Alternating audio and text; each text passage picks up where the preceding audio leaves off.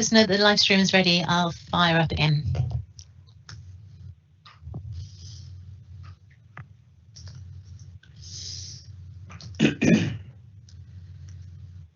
We're now live. Thank you, Chairman. Lovely. Thank you very much, meeting producer, and welcome back. Welcome back to the afternoon session of Cornwall Council's meeting. This afternoon, in this next section of the meeting, before we break for the afternoon break of 10 minutes, we're going to be looking at motions that councillors have submitted to us. This is agenda number 13. If you're following it on the agenda papers, agenda item number 13. And with motions, it's important for members to be aware that under Procedure Rule 12.3, when a motion has been moved and seconded, it will actually stand referred to the relevant committee unless I exercise my discretion as chair to allow the motion to be dealt with at the meeting at which it's brought forward, where it's considered to be convenient and conducive to the dispatch of business. So I will confirm my decision on each of the motions at the relevant point in the agenda. So the first motion is agenda item number 13.1, and this motion is entitled The Restoration of Democratic Processes at Cornwall Council. So in accordance with the Constitution, I'm using my discretion to enable this motion to be debated here today. So I'm going to ask Councillor Edgerton, who submitted the motion, to propose this. Councillor Barnes, he seconded the motion, so I'll bring him in to speak to it. Then afterwards, I will bring the Cabinet member, who is Councillor Ethel Gibbons, and then I will open it up to the wider debate. So first of all, Councillor Edgerton, please, if you could speak to your motion. Yes, good afternoon. Thank you, Madam Chairman and fellow members. I'm pleased to introduce this motion. Let me first explain that the motivation behind the motion is not to try to get all members flocking back into County Hall very soon, shaking hands and hugging each other and pretending that all is well in the world, because clearly it's not all well in the world, and what the government's announcing today is confirming that we've still got to be very careful over the next few months.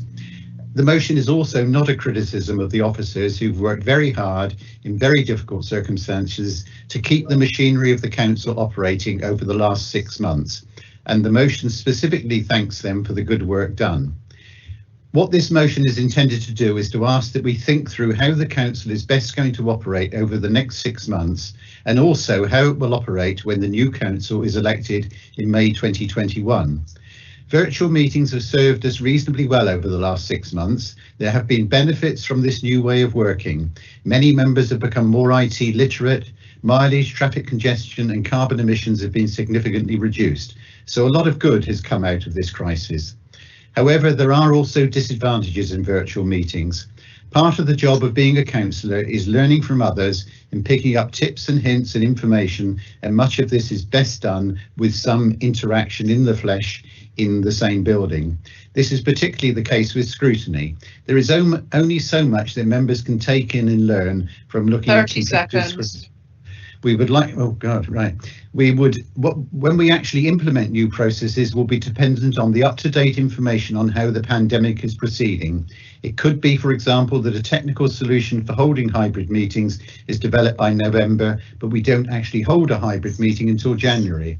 What is important is we have the flexibility in how we're going to operate, and we use what is most appropriate in particular circumstances. But if we don't do the preparatory work soon, we will run out of time to do anything different before the elections. I ask you to support this motion. Thank you. Lovely. Thank you, Councillor Edgerton. Councillor Barnes, please. Yes, thank you, Chairman. Democracy is under threat here in Cornwall. District councils have been expunged, and expediency has been used as an excuse to keep members from meeting together, causing members to be isolated from each other.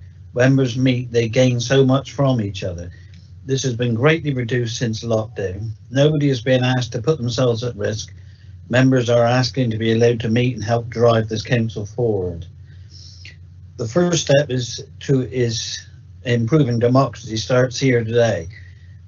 This is not a rash act, but a calculated move to improve democracy starting here in Cornwall.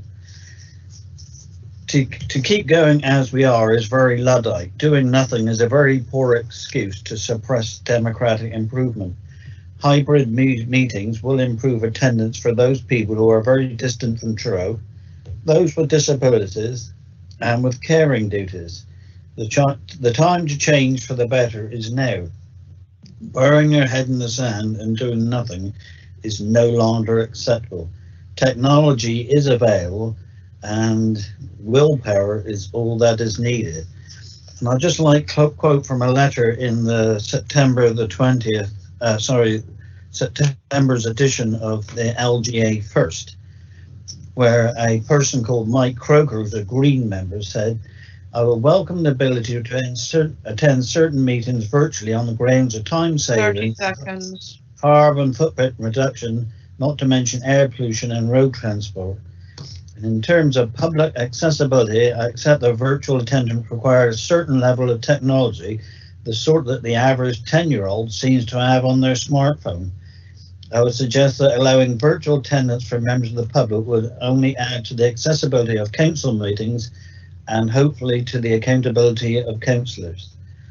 So it's all good, Madam Chairman. Members have nothing to be afraid of. Thank you, Councillor Barnes, for those comforting words. Councillor Just in Ethan time. Gibbons. Yes, indeed.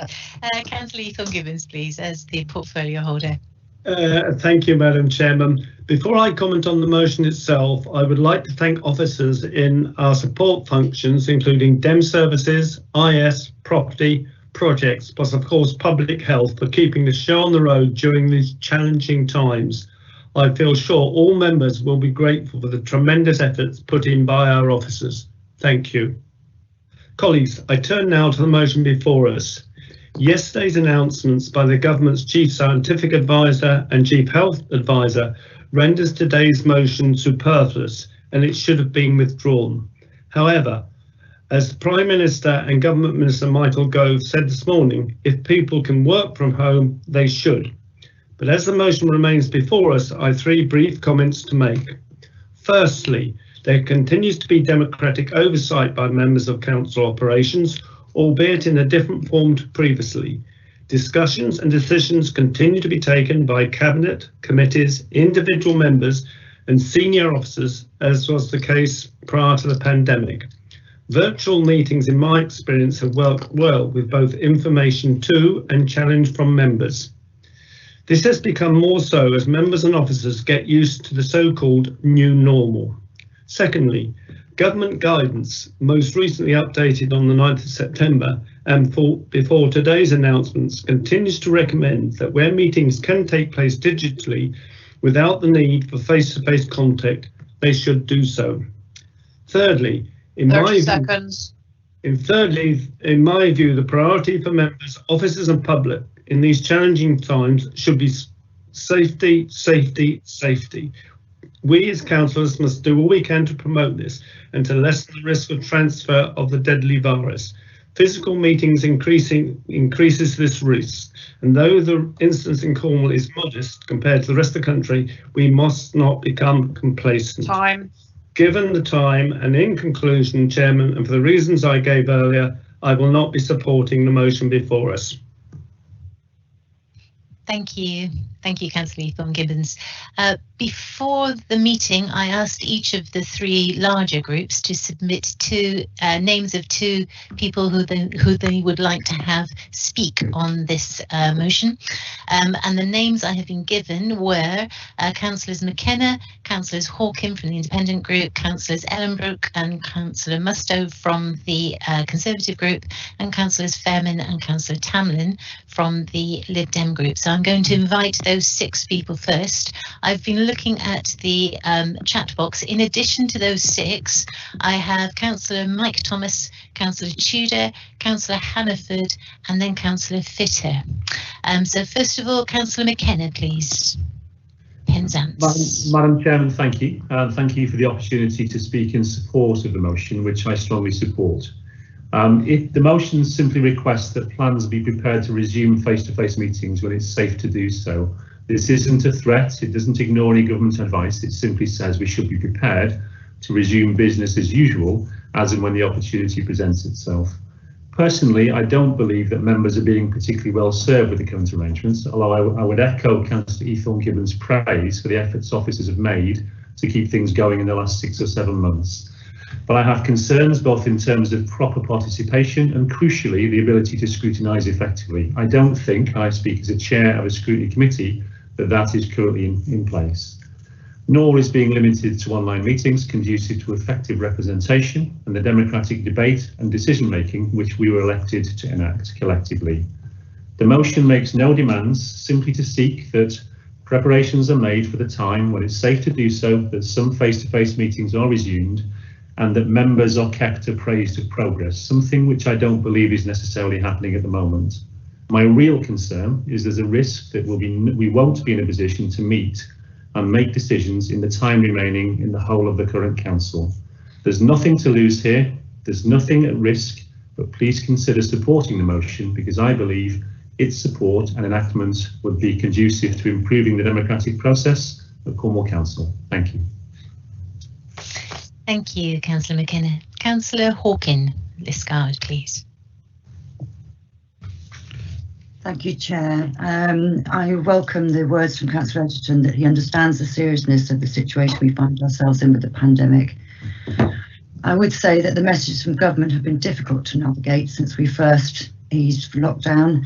Yesterday's briefing from the Chief Medical Officer set the appropriate tone. It's good if we can all take notice of the experts, and we're all processing the news from the Prime Minister that's just happened. I'm absolutely sure we will work hard to return to live meetings when it can be managed to mitigate the risks. However, it's not the most responsible thing to be in focus right now, and out of step with today's public health advice.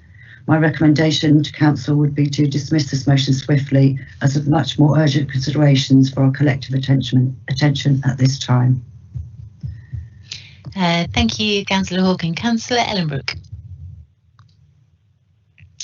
Over in yes, sorry. Good afternoon, Chairman and colleagues.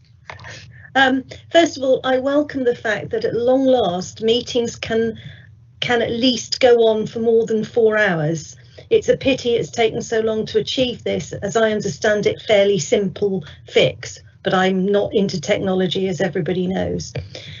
The lack of democratic processes since March has been very worrying. In particular, I would like to highlight the fiasco over the lack of any scrutiny of the very important awarding of the extra care housing contract. It is worth noting that Health and Adult Social Care Overview and Scrutiny Committee did not meet from the 11th of March until the 29th of July, so that there was no opportunity to scrutinise that matter prior to its approval by Cabinet on the 22nd of July.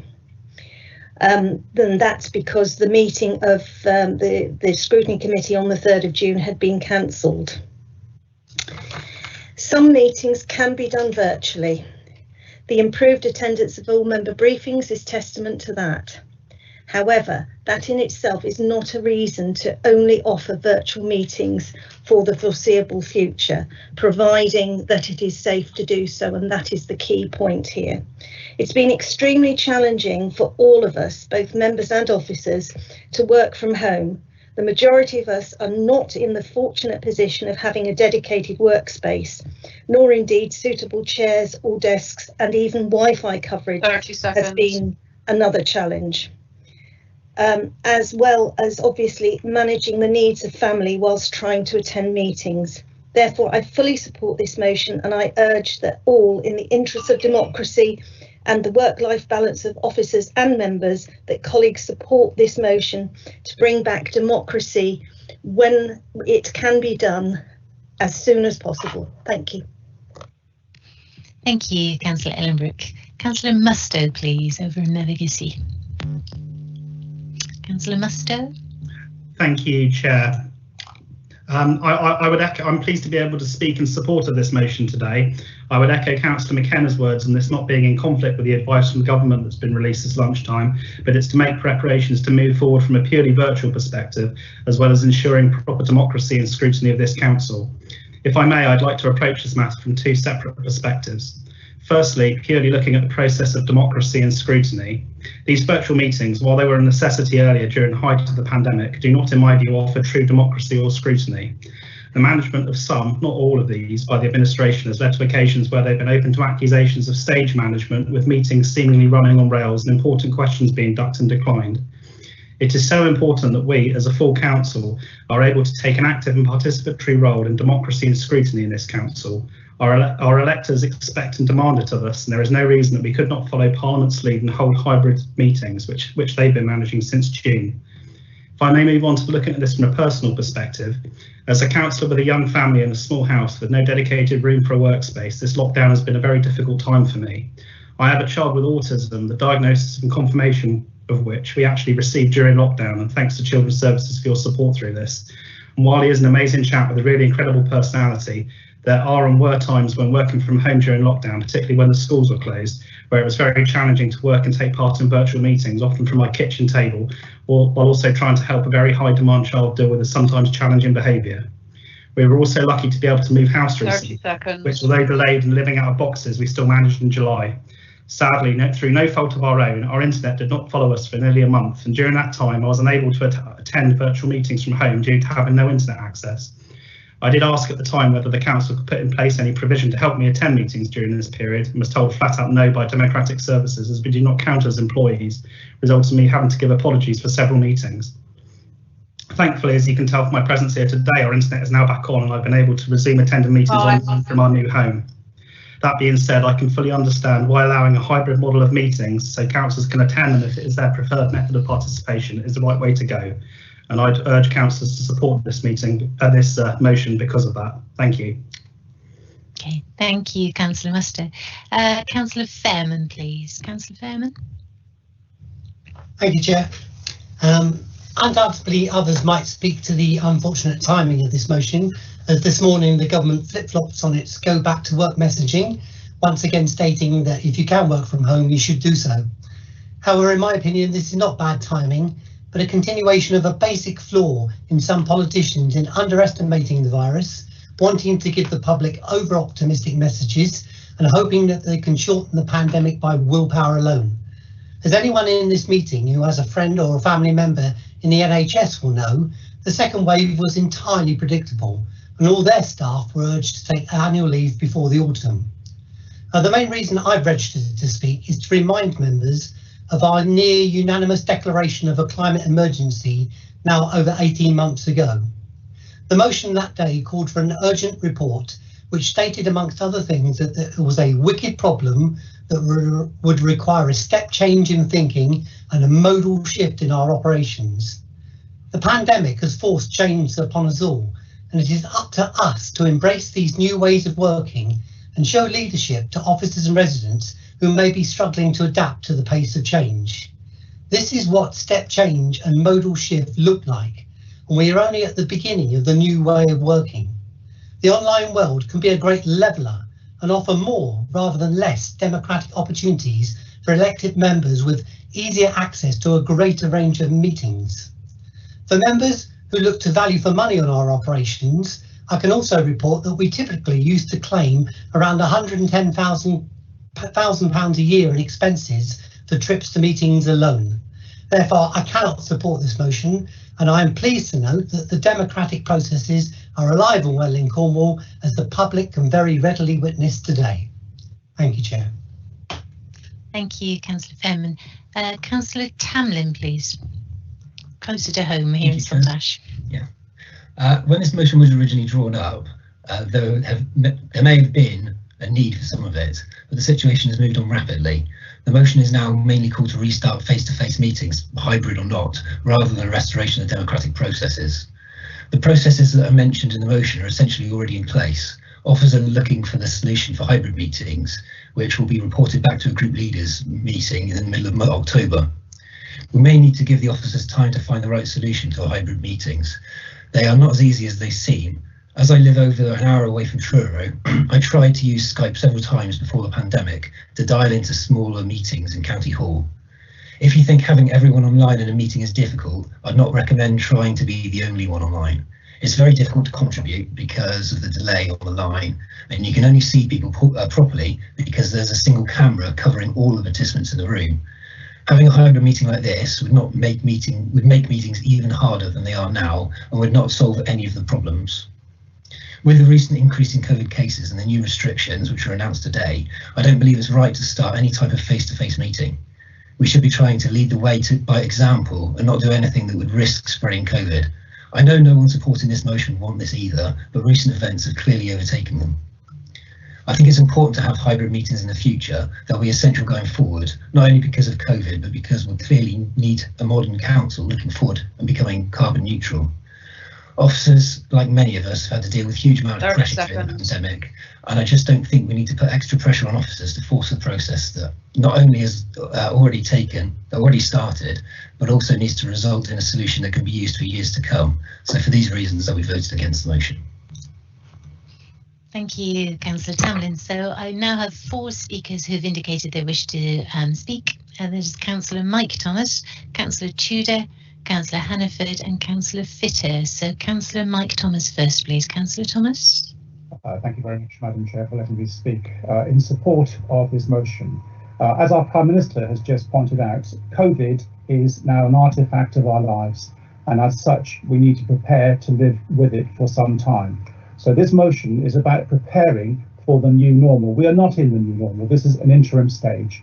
And it is not about forcing, but preparing for a time of mixed meeting styles, face-to-face as allowed by law, hybrid and virtual. Councillor Tan is quite right to highlight the issue of the difficulties of hybrid, but when he and I were participating in digital advocates, as you remember, Chair, these were unmanaged meetings. Those were unmanaged meetings, whereas the meetings I've seen have been so well managed that I believe hybrid with officer development is indeed very possible. This motion will enable us to be ready for our future. 62% of people are already returning to work. This will eventually return, I'm sure, as the current problems are got by. On a personal level, yesterday I attended the gym in Helston. I exercised safely, distanced from others, and when complete, I sanitised my workspace and moved on. And this was repeated during my time. I believe that we as members and officers can be enabled and trusted to do this in the same way, so that we can have our day in County Hall and at meeting places around Cornwall, so that I can be socially distanced from people on our council. And as our Prime Minister has said, COVID secure. Thank you for letting me speak. Thank you, Councillor Thomas. Councillor Tudor, please.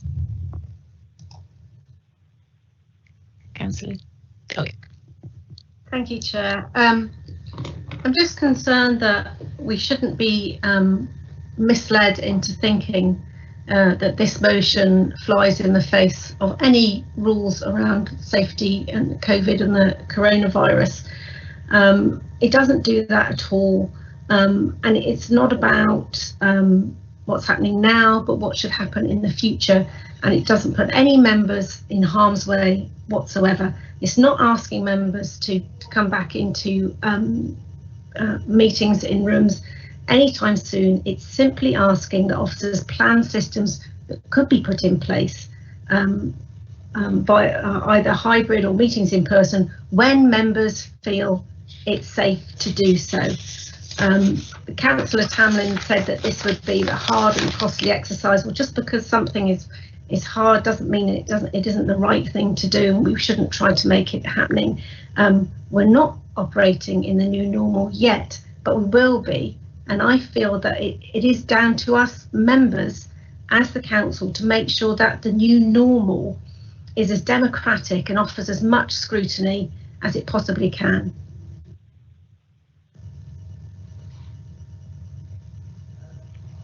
Thank you. Thank you, Councillor Tudor. Councillor Hannaford.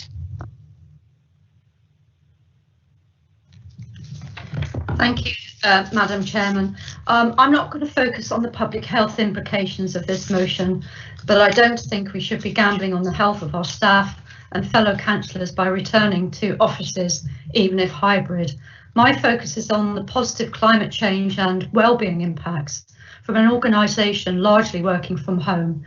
in a progressive new normal.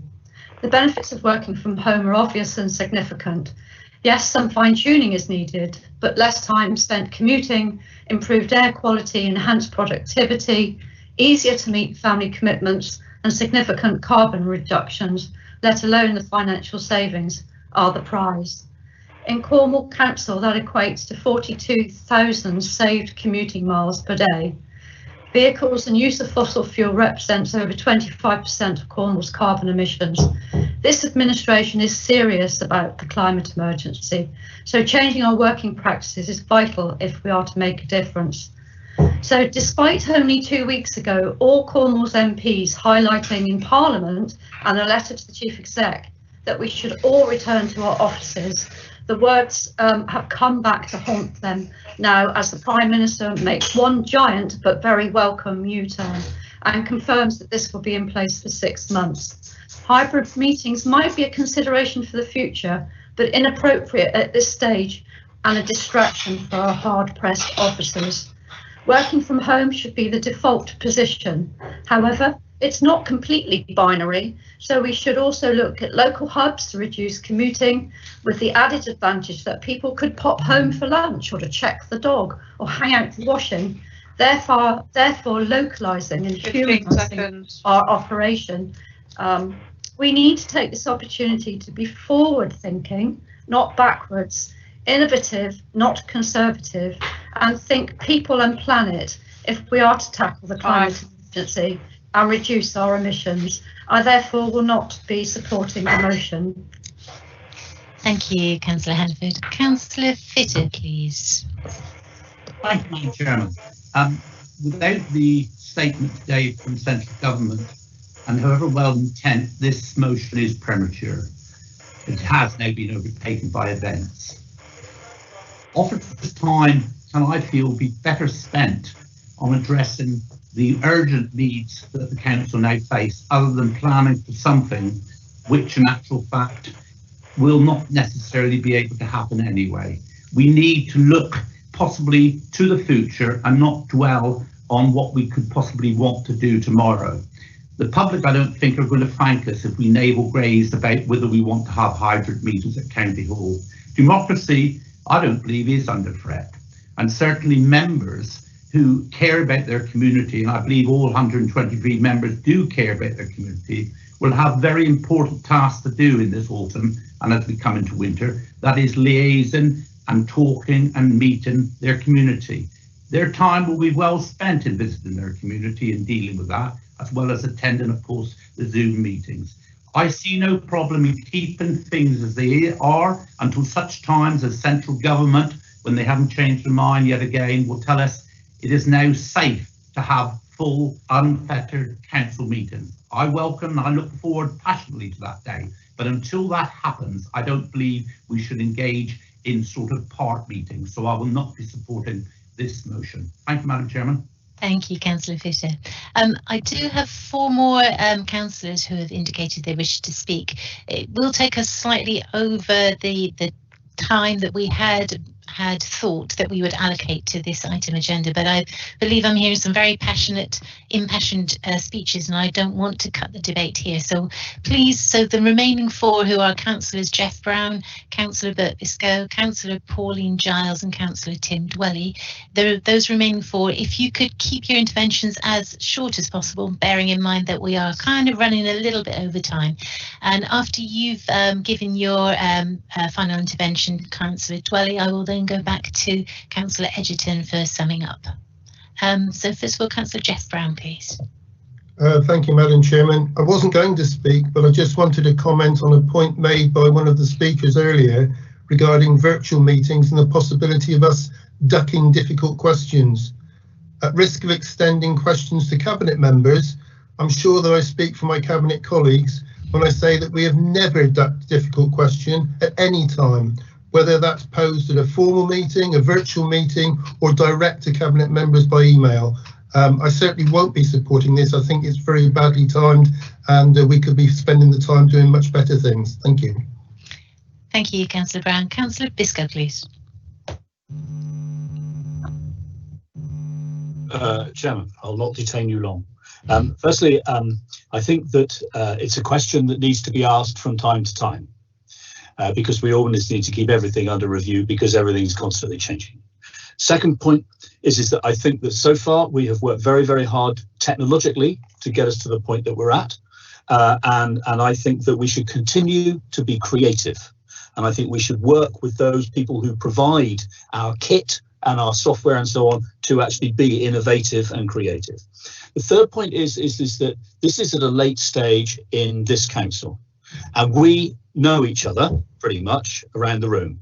I think when you get to the new council and you've got people around the table who don't know each other, they need to look each other in the eye, size each other up, maybe have a bit something to eat together or whatever it is. But I think it's really important that we find a way of making sure that those relationships upon which the life of the council turns are actually able to be formed, because you won't do that in the same way by meeting in this way. So there's a question to be asked in the future.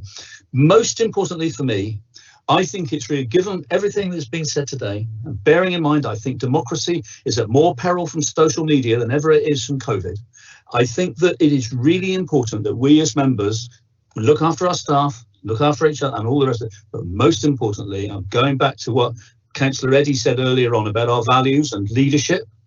I think that we need to set an example, 30 seconds, particularly to our young people as we go into this next period, which is hopefully going to break the back of this thing. Thank you, Councillor Biscoe. Eloquent as always. Councillor Giles. Thank you, Chair. Reference Councillor Hanifer's comment, benefits for all, but not for all, I would say. We need to consider this. Hybrid meetings give people the choice. We should be considering mental health and indeed physical health. Not everyone at home has a ready-made office, and hours perched on a kitchen chair is not conducive. As many have said, this is not now for now, but planning for the future. Let's not kick this can down the road any farther and put into place some positive plans. I shall be supporting this motion, and it may be that in future, when we have our elections from next year, it might be that we go to full virtual, but that's not for us to discuss at the moment. Thank you, Councillor Giles. And now, Councillor Dwelly. Yes, thank you, Chair. I didn't expect to intervene, but I want to say that I'm also shocked that this motion is still in front of us, given the circumstance of rises in COVID in Cornwall. I think I think it would have been sensible to have pulled it. However, I do understand the concerns that are expressed, but I do feel we as councillors shouldn't really be talking just about ourselves all the time. And it does seem this motion is somewhat self-absorbed about what councillors are doing. The thing that really worries me is that we don't use this as an excuse to argue against flexible working and a new way that we can do things in the future for our thousands of staff.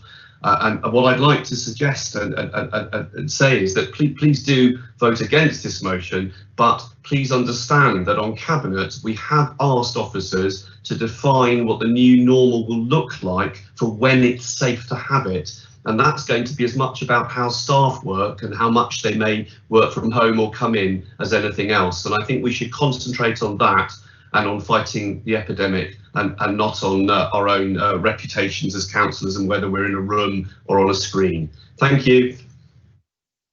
Thank you, Councillor Dwelly. I've just spotted Councillor Jordan, who wishes to speak. Councillor Jordan, you haven't spoken yet in this meeting, so I will allow you to speak, but that is absolutely the final speaker, please, everybody. So, Councillor Jordan. Thank you, Madam Chairman. I wasn't going to speak on this. I've heard the arguments. I am going to support it. Now, I live up here in the sticks. My phone bills are massive. I've had about 15 calls to planning control, building control, because I can't get them online, and other cases. And it's wrong that we cannot go to the office to talk to somebody. I could pop into Bodmin when we're at a meeting and talk to somebody, or into Truro. No, we can't. We got meetings tomorrow. Fortunately, Tina McGrath is coming up and she's going to deal with a couple of things for me. But up here, we're cut off. We can't. Well, it's costing me a flaming fortune in money, and I will be supporting this motion. I don't think it's going to happen today or tomorrow or next month, but it's for the future, and we need to be looking at what's going to happen. early next year probably now. So I will be supporting the motion. Thank you. Thank you, Councillor Jordan. Back to Councillor Edgerton, please. Bob. Yep, thank you very much, Madam Chairman. Yeah, people have made a lot of points, but I think there seems to be a general assumption that in the long run, we are going to do things differently. But I just find it rather strange that nobody wants to make any plans for how we will do that, but they'll just wait until it happens and then suddenly one day wake up and we'll go to a new normal. Councillor Hannaford referred to satellite offices. That may be a way forward. But in order to do that, we need to make some plans for it. And now is the time to start making plans. In 1942, Beveridge brought out the Beveridge Report, and there probably were people at that time saying, leave it out, we got other more important things to do. We're fighting the Nazis. You shouldn't be worrying about how society is going to be structured in whenever it's going to be, when the end of the war. So I'm not saying this is a Beveridge report, but we're in the middle of a pandemic. We're in the middle of a war against COVID, but we need to think about how we're going to run the council after the war is over, or if we're in a continual war for the next 100 years. And one of the ways is hybrid meetings or satellite offices. So all that we're asking to happen is for officers to continue the work at looking at these options, but we won't pull the trigger on actually implementing them until we are confident that it's safe to do so. So safety is still paramount. As I said at the beginning, we're not asking for people to go rushing back into County Hall in the short term. Let's just plan ahead, or else we're going to leave the new council after May 2021 with no facilities of how they're going to run the council. They may just not have a clue how it's going to work. 30 seconds. And so we need to put things in place. We've done lots of constitution and governance work on working out how the new council will work. This is a similar thing. How is the council going to work in terms of meetings post May 2021?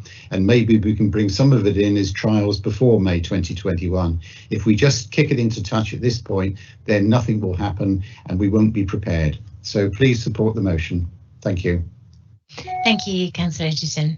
So I'm going to bring in the monitoring officer to lead us in the roll call for the vote. So just to remind you, councillors, this is agenda item 13.1, and it's a motion to restore the democratic processes at Cornwall Council. Monitoring officer. Thank you, Chair. Yeah, thank you, Chairman, and thank you for those members who've notified me of their absence from meeting. So let's make a start and let's see how we go this time. So Alvey. 4. Atherfold. 4. Barnes. 4. Bastin. 4. Batters. Councillor Batters, are you on the call? I'll make a note of your name, meter producer, and then we'll come back to Councillor Batters. Biggs. Monitoring officer, he's left the call. Oh, it's not. I'm only on B. Bisco. Against. Thank you. Councillor Jeff Brown. Against. Malcolm Brown. Against. Bull. Against. Burden. 4. Buscombe. Against. Chopak. Against. Cole. 4. Collins. 4. Go. 4. Quaker. 4. Davis. 4. Councillor Dorr. Councillor Desmond. Councillor Dolphin. Councillor Dolphin, are you on the call? Are you able to confirm your vote? No. Dwelly. Against. Dyer. 4. Ethorn Gibbons. Against. Eddie. Against. Edgerton. 4. Eakin Smythe. Against. Ellenbrook. 4. Evans. 4. Fairman. Against. Farrington. Against. Victor. Against. Members, I've just got a little bit of background noise there. Can I ask you mute your mic if you're not putting forward your vote? Thank you. Foot. Against. Formosa. 4. Frank. Against. French. 4. Frost. Against. Gammon. Against.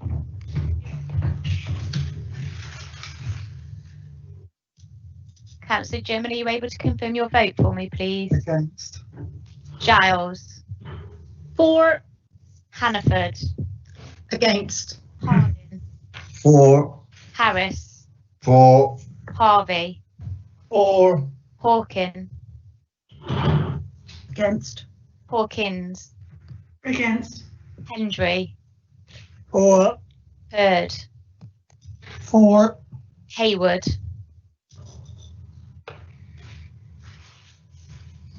Make a note of Councillor Hayward. Holly. Against. Jenkin. For. Jewel. Councillor Jewel, are you able to confirm your vote for me? Thank you. Jordan. For. Kasmarek. Against. Healing. For. Kenny. Councillor Kenny, are you able to confirm your vote for me? Thank you. Kirk. For. Kirkham. For. Knightley. Sorry, not Councillor Knight, who's left the meeting. LeBroy. Against. Lennox Boyd. For. Long. For. Luke. Councillor Luke, are you on the call? Yep, sorry, muted myself. For. Thank you. Colin Martin. Against. John Martin. Against. Massey. Against. May. For. McKenna. For. McLennan. For. Andrew Mitchell. Against. Pete Mitchell. Against. Monk. For. Moorcroft. For. Mould. For. Musto. For. Nolan. Against. Adrian Parsons. Against. David Parsons. Against. Jane Pascoe. For. Lionel Pascoe. For. Painter. Against. Pears. For. Pollard. For. Pugh. For. Rand. Abstain. Rich. Councillor Rich, are you able to confirm your vote for me, please? I'll come back to Councillor Rich. Robinson. For. Rogerson. Against. Rotchell. Against. Rouse. For. Rule. Against. Rushworth. Councillor Rushworth, are you able to confirm your vote for me? Thank you. Sawnby. For. Saunders. For. Beaver. For. Simmons. For. Tamlin. Against. Taylor. For. Ian Thomas. Against. Mike Thomas. For. Toms. For. Powell. For. Tudor. For. Burr. For. Wallace. Wallace, are you able to confirm your vote for me, please? I'll move on. White. Against. Peter Williams. For. Thank you, members. There's just a few members. I just want to check with the meeting producer. So, Councillor Batters. Yes, apologies, Mel. Amazon called. It's against. Thank you. And I don't believe that Councillor Dorr is on the call, but if the meeting producer can just confirm. No, you're correct. They're not on the call. And Councillor Desmond is still not on the call, I assume. Just check. No, they're not on the call. Thank you. And Councillor Dolphin, are they on the call? Was she on the call? No, they're not on the call. And Councillor Hayward. Against. Thank you, Councillor Hayward. Councillor Rich.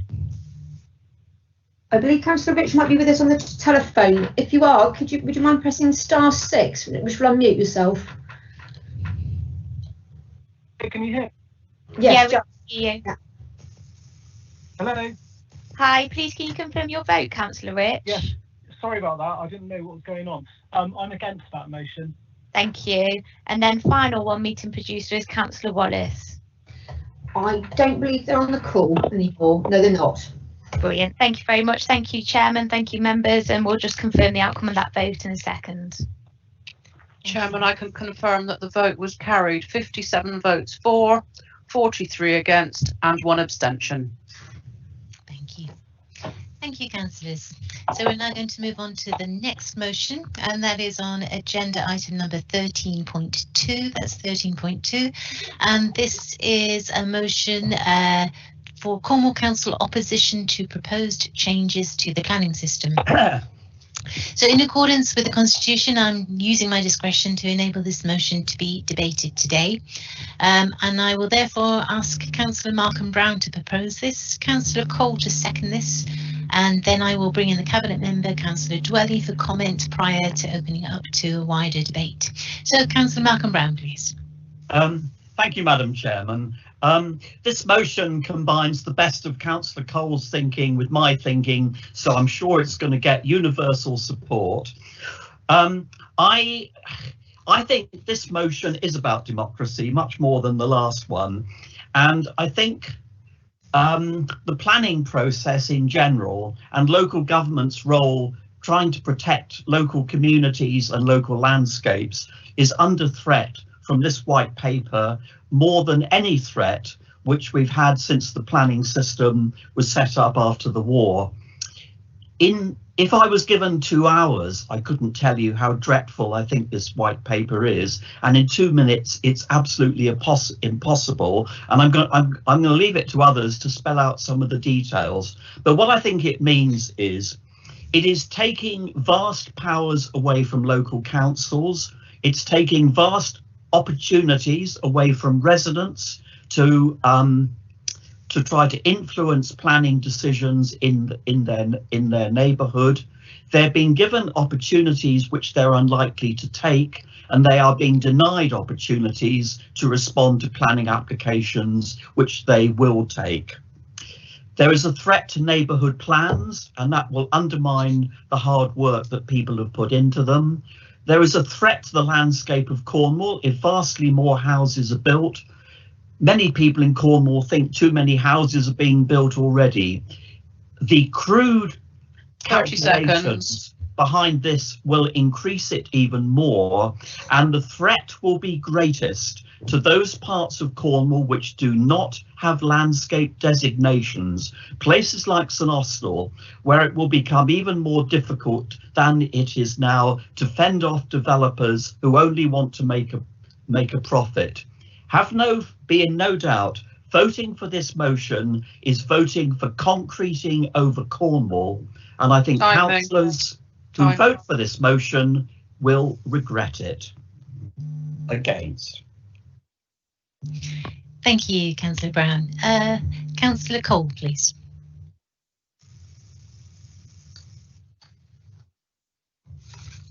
Thank you. As Malcolm said, we both put in motions, and these are an amalgamation of the two. Members, Cornwall is a special place, and as elected councillors on the unitary authority, we must see ourselves as custodians of Cornwall. And we have a duty, therefore, to do our very best for the people and the communities of our historic land. For this, we need a fair and balanced planning system that protects the Cornish countryside while allowing appropriate developments to go ahead. But the proposed planning changes in the white paper and the associated consultation document on more immediate changes, if implemented, would be a disaster for Cornwall. In 2 minutes, I cannot cover everything, but I feel that the motion is quite clear and does merit your full support. It's important that we object to how these plannings would further centralise the planning process and undermine the work of Cornwall Council, town and parish councils, and also undermine local policy documents, especially neighbourhood plans. It's important that we object to how the changes would also reduce the ability of residents to make meaningful representations on planning proposals in their areas. It's important that we object to the introduction of the frightening new standard method for establishing housing requirement figures. This would change Cornwall's 20-year housing target from 52,500 to an unbelievably unsustainable 81,000 properties. I'm sure no one supports that.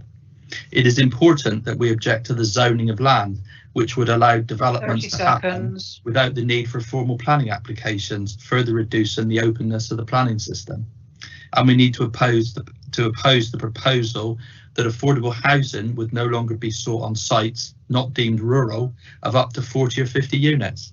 Friends, for the sake of Cornwall, it is important that we come together to support this resolution and send a strong message to central government to rethink their approach to planning.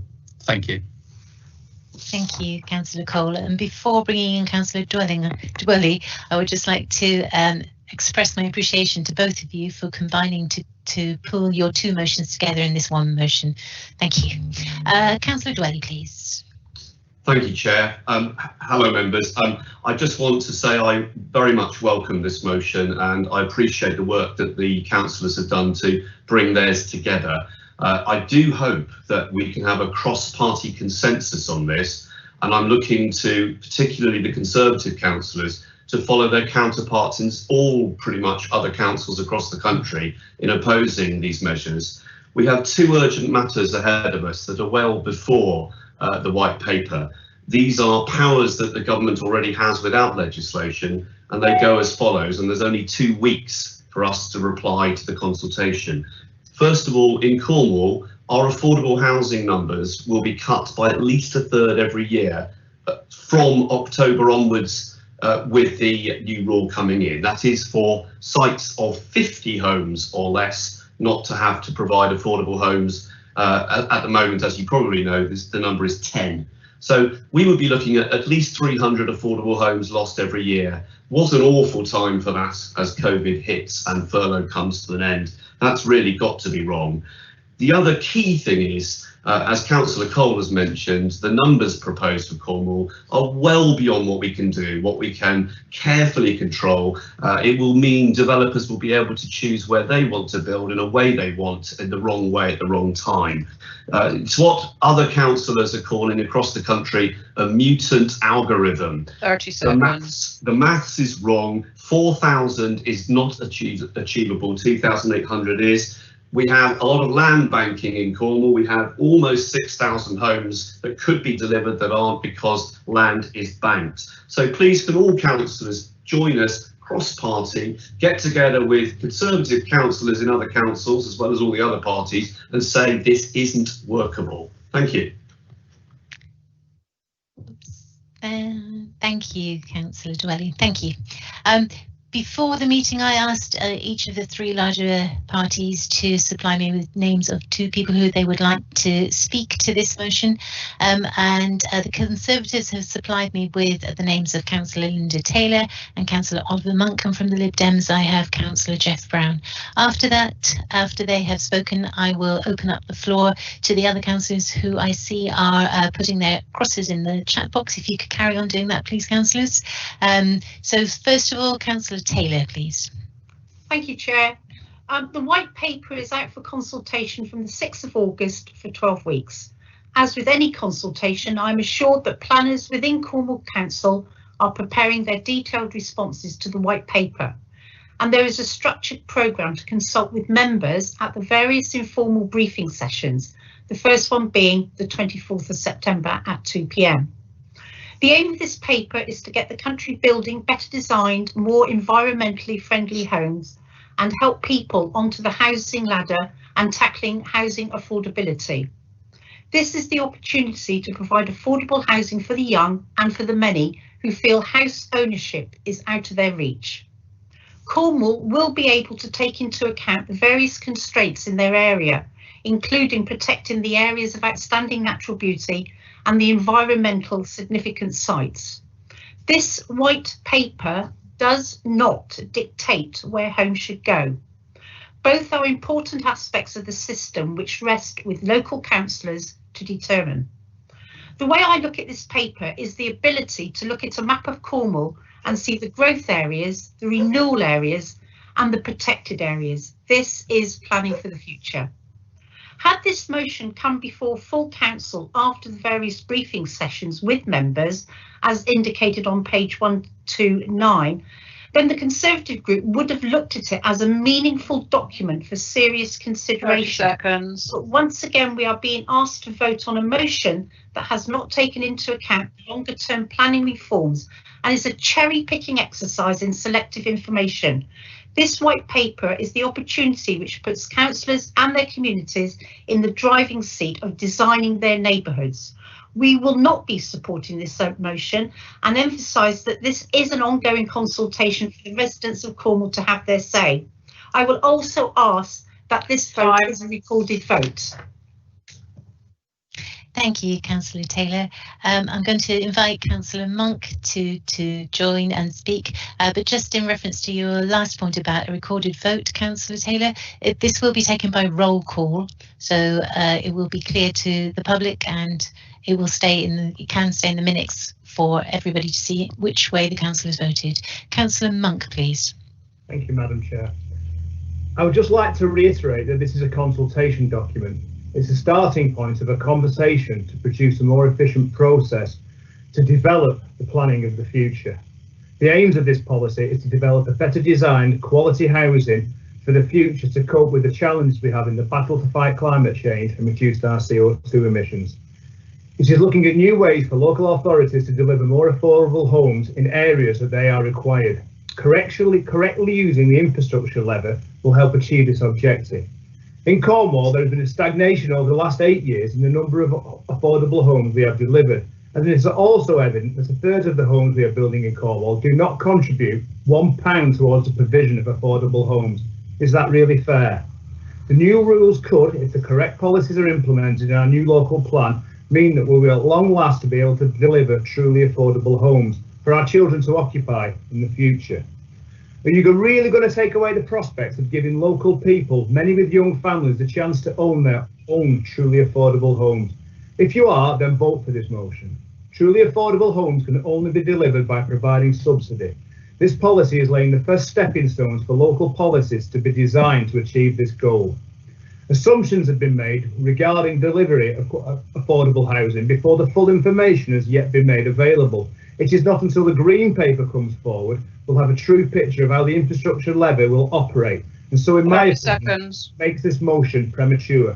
Consultation means what it says on the tin. It's not set in stone and it should be challenged, not rejected out of hand. That's what this motion is promoting. We in the Conservative group will be sending our recommendations through the consultation so that Cornwall can deliver on the truly affordable homes we require and where they are needed. We recognise that housing numbers being suggested for Cornwall are too high, so we will be making representations that Cornwall and other similar authorities should be allowed to have a greater say in the allocation that they require. The motion in front of us today does not recognise any of the positive parts of the white paper, so I'm afraid I will not be voting for it, instead of saying to reserving my decision until I know the full facts. Thank you. Thank you, Councillor Monk. Councillor Jeff Brown, please. Thank you, Madam Chairman. I'm amazed at what I've just heard because I couldn't see any positives in the white paper at all for Cornwall. I'm extremely concerned about the government's proposed changes to the planning system. Let's be under no illusion. This is very much a developer's charter and will do absolutely nothing to improve the planning process for Cornish residents. Rather than decisions being devolved locally, the proposed change... Can you ring when it's finished? All right, sorry, I've got feedback on the mic.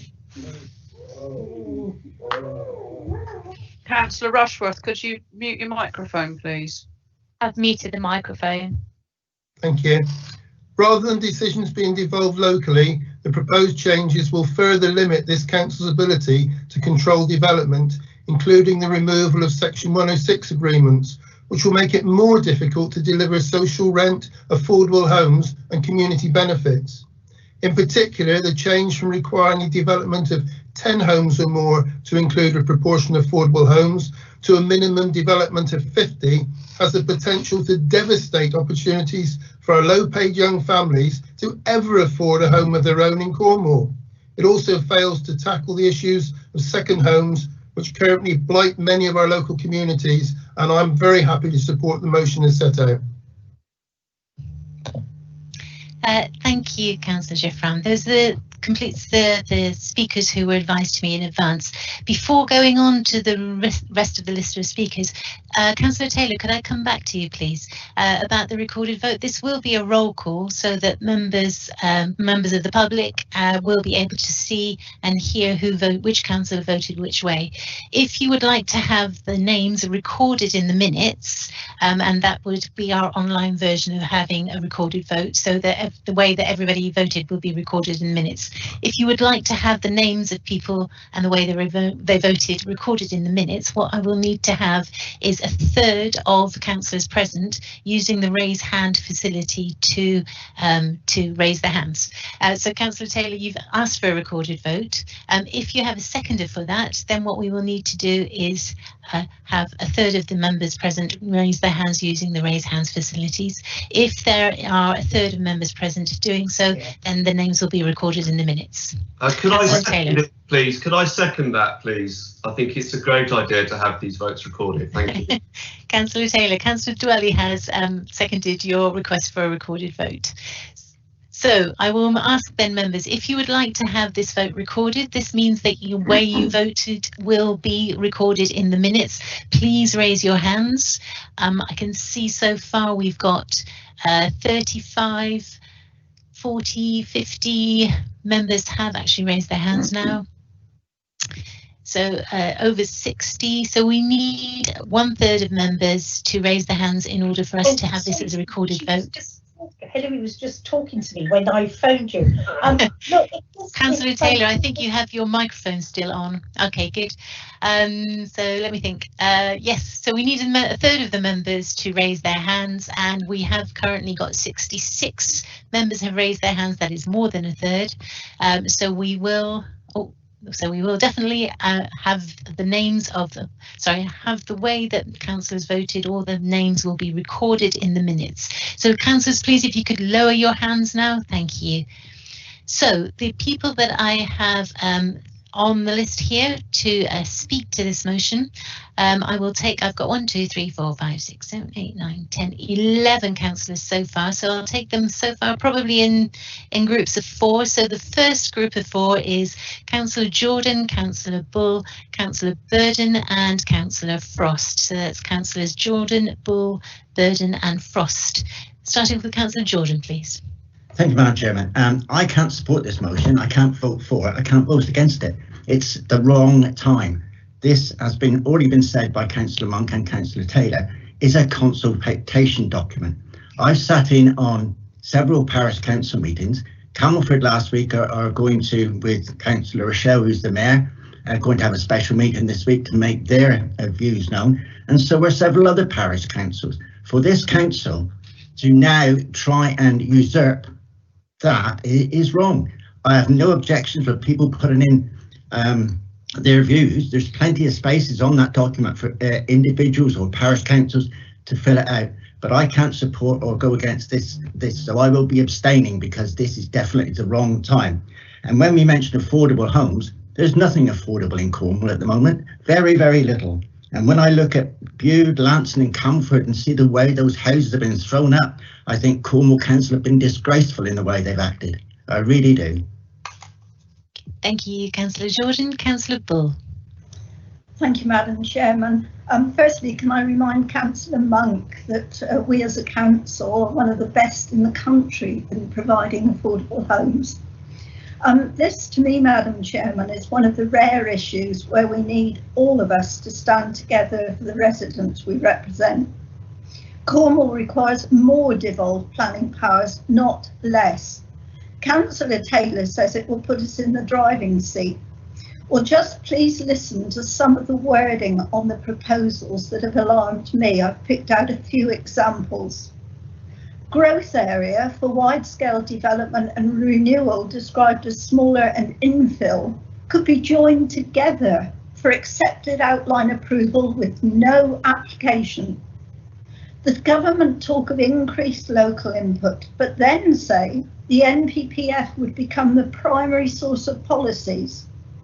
Local plans and neighbourhood plans concentrating only on design codes and reflection of local character, and subject only to one single test.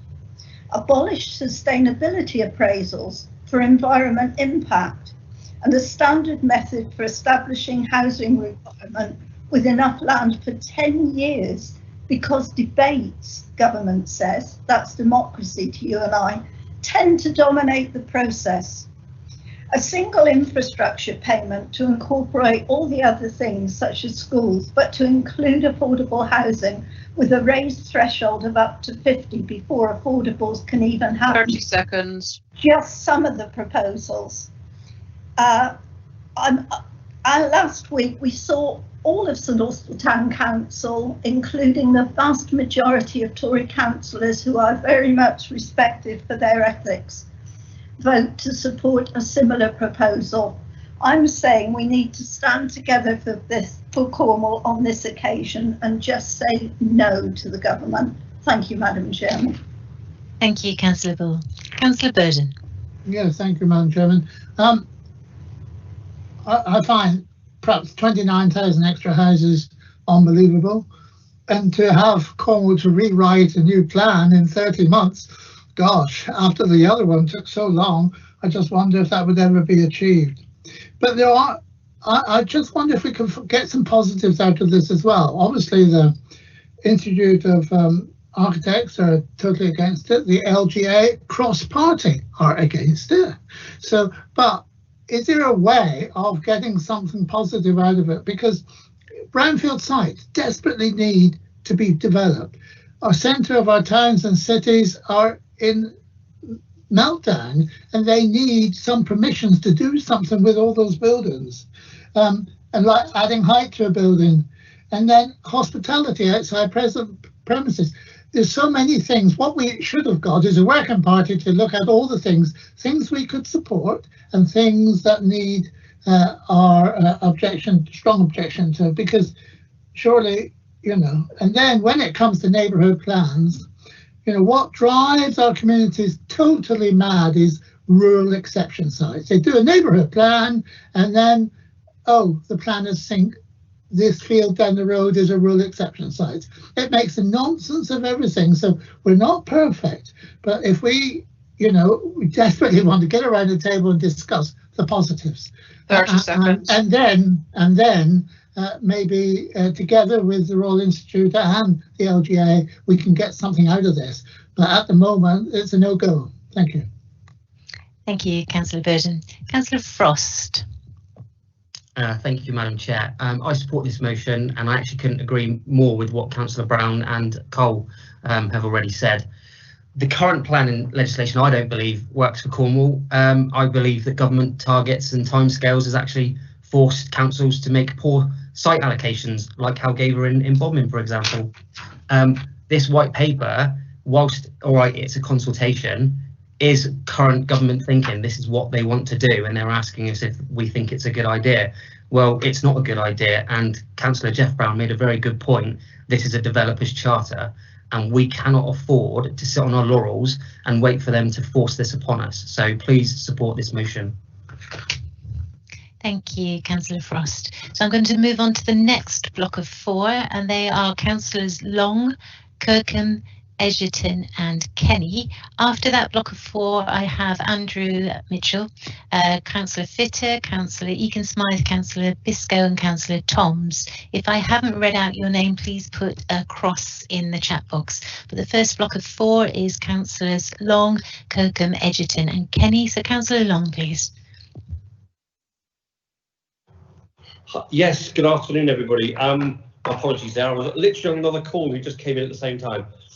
My concern I've got with this is that what Councillor Monk has been talking about is the you know, like a rose bowl of wonderful ideas about what this government are doing. This is a builder's charter. This is a developer's charter that's going through here. I was just looking at the National Planning Policy Framework. It talks about something being locally plan-led. This is as far from that as you can get. So I really do think that we need to stand as one, and to say we have to wait for consultation, I'm sorry, I have no faith whatsoever in the consultation process that national governments, especially in Westminster, have. We are living proof in Cornwall. We have a unitary authority that 88% of the people didn't want. We were consulted on it. You know, this algorithm, this evil algorithm they keep on looking at to use for decide how many houses are going to be built. It is just a builder's charter, and I think the sooner we shoot across their bows and say, no, this is not acceptable, the better. And let's join in other councils of all political hues across the country in saying no. Thank you. Thank you, Councillor Long. Councillor Kirkham, please. Thanks very much. This is a white paper, not a green paper. It's a statement of government policy, and we need to make our feelings clear in the clearest way we possibly can, else it will be too late and this will be law. The problem isn't that planning permissions aren't granted, it's that many of them just don't get built, the land banking. There have been plans announced to turn shops and offices into flats without planning permission. Homes above shops and offices make sense, but we should try and stop our high streets and turn them into community hubs rather than turn them into substandard housing.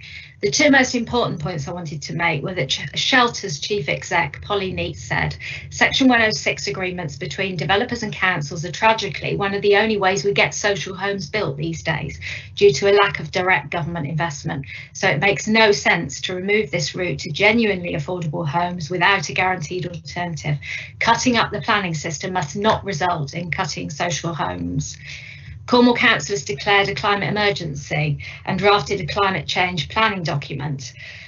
New homes, according to this legislation that is proposed, need only be carbon neutral by 2050. There's no way Cornwall will meet its climate change targets with such pathetic ambition. We need the freedom to go much further than that.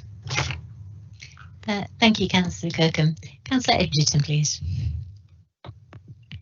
Yeah, thank you, Madam Chairman. Yeah, I just wanted to make a very short contribution. Yeah, I'm totally in favour of this motion. I think it's great that we're getting in early with our thoughts on it, as are lots of other councils across the country. I mean, to pick up a point that Councillor Frost made about Halgaver, and I know how contentious that was when we put it into the allocations document, and I voted for it and supported it. But the reassurance I was always trying to give to Councillor Frost and the other Bodmin people was, even though this is allocated, the applicant for any development has to go through the planning process, and we can then determine, you know, whether the particular development they're putting forward is appropriate. With the new system, once an area is labelled as growth, then we have no control at all. The builder can build whatever they like, although there's a sort of token thing about design criteria. I don't believe that will have any effect at all. So Halgaver, you know, they wouldn't have gone through a planning committee if it was under the new system.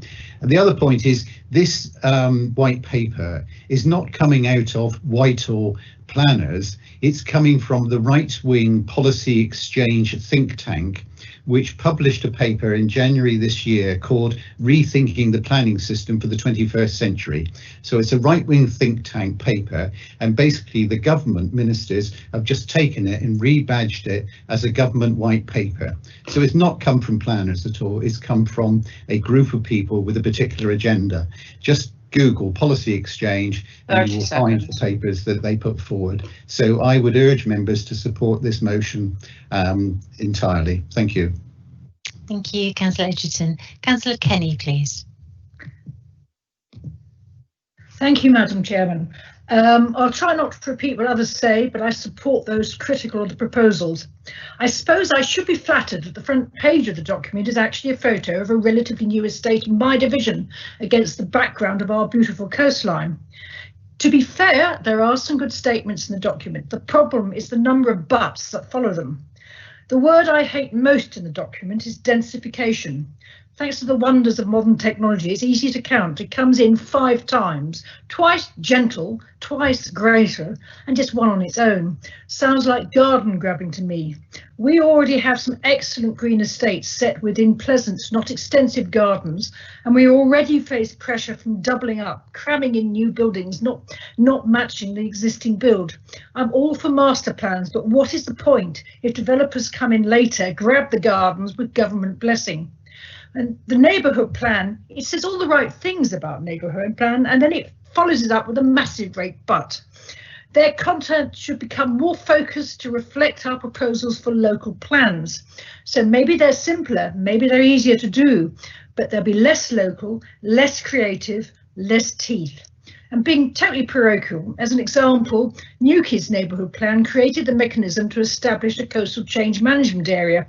That's been in the NPPF for years with no way to actually set one up.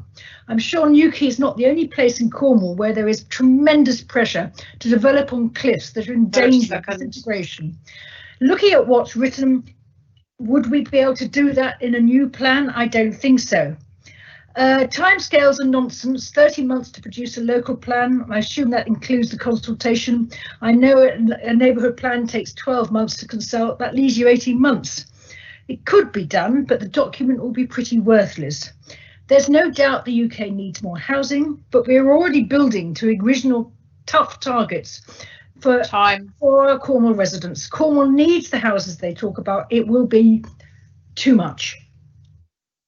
Thank you, Councillor Kenny. So my next block of 4, with apologies to Councillor Jenkins because I missed her cross. She actually put a cross in the chat box straight after Councillor Mitchell. So the next block of 4 will be Councillor Mitchell, Councillor Jenkins, Councillor Fitter and Councillor Eakin-Smythe. Starting off with Councillor Andrew Mitchell, please. Thank you, Madam Chairman. We have just had a debate about restoring democracy. And I can't think of any government consultation or any government who's tried to remove democracy from the people. It is not just the remit of councillors and politicians. Democracy is including the people, and this removes that completely. The numbers of homes, the numbers of affordable, I do not see how anything that's being proposed is a positive way forward. You have to have local cross-subsidy. It was mentioned about local policies. If there is any increase in the affordability delivery in this paper, it's basically about the South East subsidising the rest of the country. Well, we know for fairer funding for Cornwall and rural county councils, that just isn't happening. It's been talked about for decades, but it doesn't work. You have respected housing bodies, professional and the likes of Shelter, who are basically saying this will deliver the slums of the future. We have a brilliant track record here of delivery of affordable housing. I think it will be lost, not just here but across the country. I do on one point agree with Councillor Jordan, so he might be upset to hear that, that affordable isn't necessarily affordable for many people here. And as I said just recently at a town council planning meeting, I don't see that these reform the planning system. They don't change the planning system. This is the death of the planning system and its replacement with its evil twin brother. Thank you, Councillor Mitchell. Councillor Jenkins, sorry I missed your cross there, but I'm bringing you in now. Thank you. Yes, I thought you just missed it.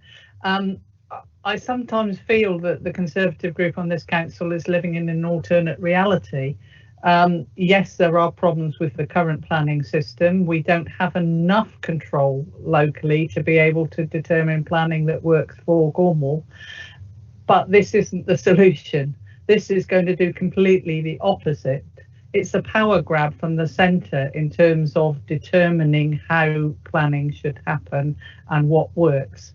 The whole concept of zones doesn't work for Cornwall. We are a distributed network of small towns and villages. We don't have clear urban and rural zones. There's no environmental protection really in the new proposals. Environmental and heritage protection would only be considered at zonal level. Doesn't make any sorts of sense. And only in designated areas. A lot of Cornwall is not a designated area, but it has valuable countryside heritage and structure of communities. And as for the lack of ability to deliver affordable housing, it just won't work for Cornwall. Removing small-scale affordable developments is just not going to help at all. reduced amounts of opportunities to do environmental impacts and sustainability appraisals. 30 seconds. Means that we won't be able to determine, and more so than us, the councillors, the community will not have an opportunity to say what they want in planning in Cornwall in the future. So please support this motion. Thank you, Councillor Jenkin. Councillor Fisher, please. Thank you, Madam Chairman. I'll be very brief.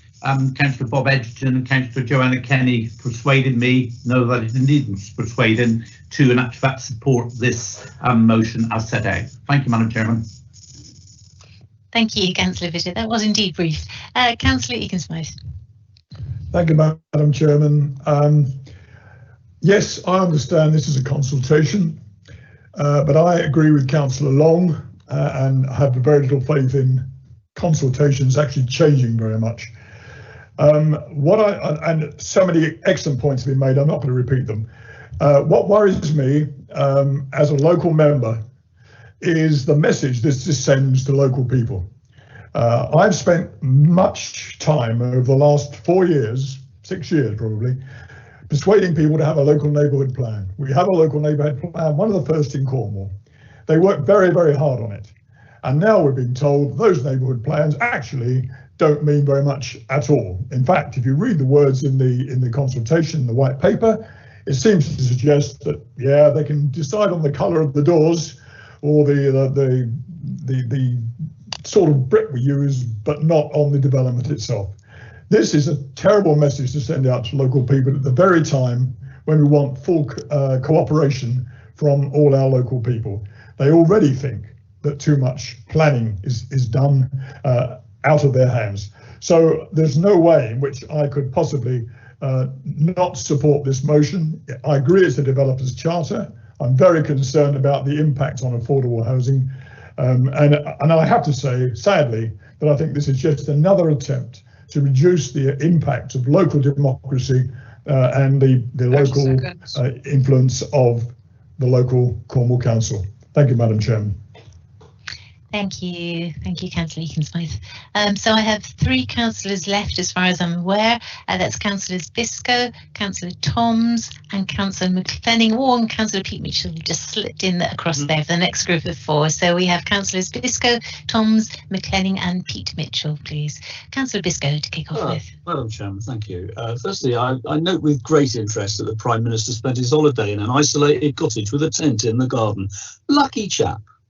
I noticed also that since August the 6th, when this was notified, this white paper, that there's been helicopters up in the sky photographing every square inch of Cornwall. And I know, and you know, why they're there. Somebody said that Cornwall is a special place. And one of the things that makes it special is because we, in the last generation, have made it special by creating opportunities, Chairman. And what I fear is that if this explosion of the planning system occurs in this way, then much of that opportunity will be lost, because the opportunity for people to be creative, the opportunity for them to grow food and add value to food, the opportunity for them to develop, create it as skills and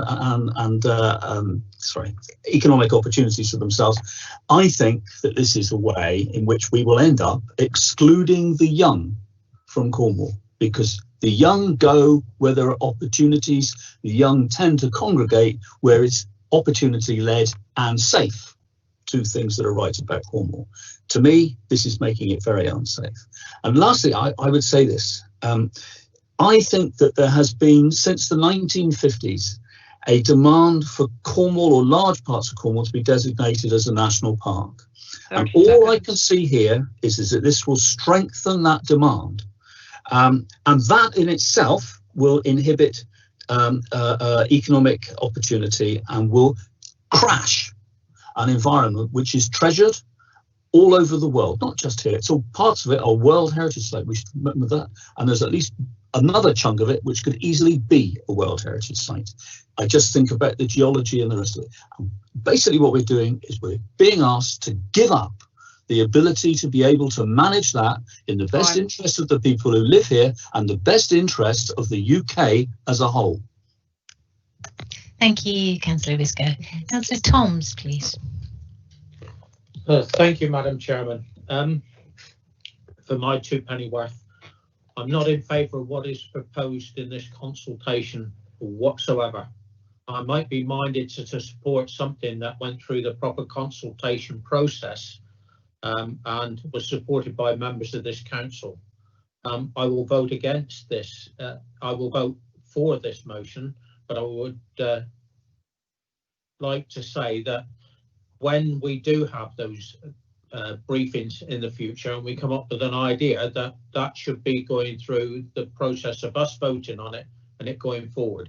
As somebody that's had 80 affordable houses provided in my area in the last few years, I know the importance of affordable housing, but I also know that national builders are in general not building good quality homes in our areas, and this method of building supports the national builders. Thank you. Thank you, Councillor Toms. Councillor McLennan, please. Yeah, I'm speaking from the heart like I generally do. I've listened to what Councillor Biscoe said and Councillor Jenkins, who described the Tories or something or other. I couldn't understand her adjectives. But she doesn't know what we discussed in our meeting this morning. And a lot of people are concerned with their views. And that's why we want to see more about it. I need to understand more about it. So when anybody plays these games of saying this, that and the other, they don't know what we're really thinking. And I've addressed a cabinet member on that point. So my view is we have these discussions and it's pretty obvious the motion's going to go through because that's what happens all the time down at council. The one who's got the most to get us seats wins it. And we know the Tories at Westminster, and I don't agree with everything by a long shot. I'm not blinking like a lot of people about their leaders. They know that will go through because they've got the majority in the Houses of Commons. So these debates to me become superfluous because there's no real substance come out of it. Now I get constant complaints the 13 years I've lived down here, or 14 now, about the number of properties being built in Cornwall anyway. So people have been here long longer than me as councillors and officers have allowed this to happen. So it seems strange they're jumping up and down in their seats about something that's just a consultation until we hear more information about it to make a judgment. And I wouldn't willy-nilly put my hand up to support it after I've learnt more details. I have an open mind about things. And Bert's point about Cornwall being special, about artists and this sort of thing, they don't contribute much to the economy here because we're looking at the recovery and they're saying, oh, we must get the tourist trade. Why haven't you done something about this in the past years? You're now saying the tourist trade's a problem, we could be losing it, it's not supporting the revival. So what have you done wrong in the past? Thank you. Thank you, Councillor McLennan. Councillor Pete Mitchell, please.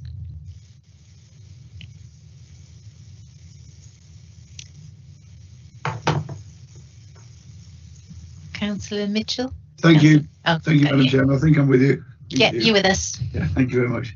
It's just a short speech, really. It was just to say I totally align myself with the words of both Councillors Brown, Councillor Cole and Councillor Dwelly, and the equally handsome other Councillor Mitchell. Councillor Ecclesmith, I thought, mentioned a very important part of this, which is the NDPs. In St Agnes, we had a group of wonderful volunteers meeting on cold November nights at 8 o'clock and all sorts of other times to sit down and work through what St Agnes wants. What more of a consultation can you have than that? Thank you, Madam Chairman. Thank you, Councillor Mitchell. I'm just going to see if there are any other councillors who wish to say anything. I'm not seeing any crosses in the chat box. And I think I'm going to go to Councillor Brown back to you, Councillor Malcolm Brown, to sum up then, please, because I'm not seeing any other crosses in the chat box. Thank you, Madam Chairman. It's a very strange debate to sum up because after the heroic lead from Councillors Taylor and Monk, none of the other Conservative group members followed their lead. We had Councillor Jordan explaining why he's going to abstain. We had Councillor McLennan telling us a bit about how the Conservative group works or doesn't group. doesn't work, and also telling us how few of the Conservative group seem to have looked at the white paper. Now, I find that absolutely extraordinary. I've had loads of people contacting me on this document because they think it is so wrong and they think it is such a threat to Cornwall. And I really do believe that we as a council are right to be trying to take a strong line now and to say to government clearly what we want to happen. Funnily enough, the one thing I do agree with Councillor Taylor, I want a recorded vote even more than she does, really. I suspect next April the electors will be very pleased to see on the record how people voted on this, and I suspect my side of the argument is going to be a lot more popular. Now, if it were the case, as Councillor Taylor suggested, that these changes would improve the design of properties, I would agree with her, because let's be honest, we can't be proud of the quality of housing built by the public or the private sector. But this government has deregulated the control of design. This is the government which changed the law so you can convert factories to flats with no windows. And, you know, they didn't mention social housing, any of them, either of them. They talked about getting people onto the lower ladder of the housing market, which is great. They didn't talk about social renting, and that to me shows where they've got their priorities wrong. Thank you, Councillor Brown. I'm just looking in the chat box, and it looks like Councillor McLennan wishes to raise a point of order. He seems to have either take some objections to something that you said he said, Councillor Brown. So, Councillor McLennan, can I just bring you back in then, please? I didn't mention about the Tories not reading the white paper, so I don't know where that came from. Okay. I would like that revoked, please. And also, just one last quick thing. When I'm sitting on Cornwall Housing, Andrew Mitchell will tell you how hard I pushed for affordable housing. So, end of story. I'd like an apology, please. Thank you, Councillor McLennan. Councillor Brown, could I bring you back in, please? I'm not going to apologise to Councillor McLennan, but I will listen later to what he said. But I will accept that his version of what he said is correct, because I believe him to be an honourable member. Thank you, Councillor Brown. So I'm going to bring in the monitoring officer. Thank you, Councillor McLennan. I'm going to bring in Mel, the monitoring officer, to take us to the roll call. This will be a recorded vote, so however way we vote will be written down in the minutes. Anita, could you confirm whether you need us to go more slowly on the roll call or not to give you time to write this down, or will you be looking at the recording afterwards to write them in the minutes? It's fine, I've got a magic sheet. Oh, a magic sheet. Grand. So, monitoring officer, please, if you could take us through the roll call. Yeah, certainly, Chairman. So members, just to be clear, you're voting on item 13.2, and that is set out in your papers from page 127 onwards. So again, if you can indicate for, against, or abstentions, and hopefully this vote can get us there with everyone on the call. So starting with Alvey. Abstain. Atherford. Abstain. Barnes. For. Councillor Barnes, could you repeat that? You were very quiet. I've never heard anyone say that to me before.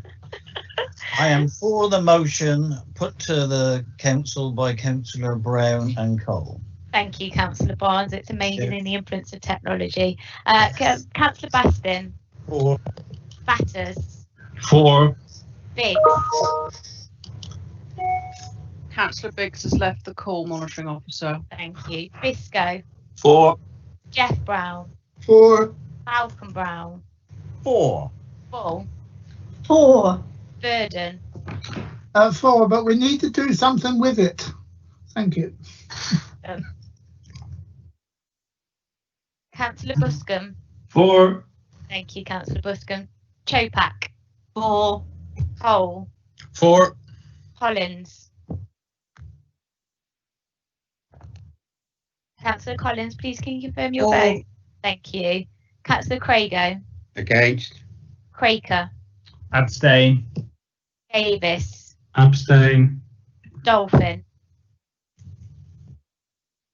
Dolphin may have left the call. Dwelly. 4, and yes, we will do something with it. Dyer.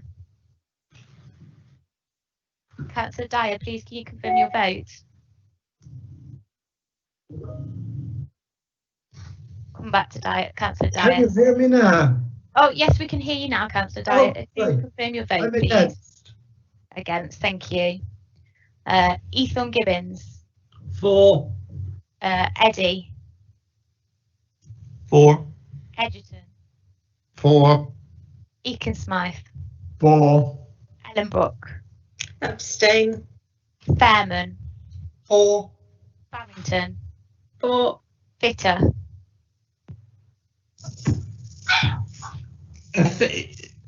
In favour.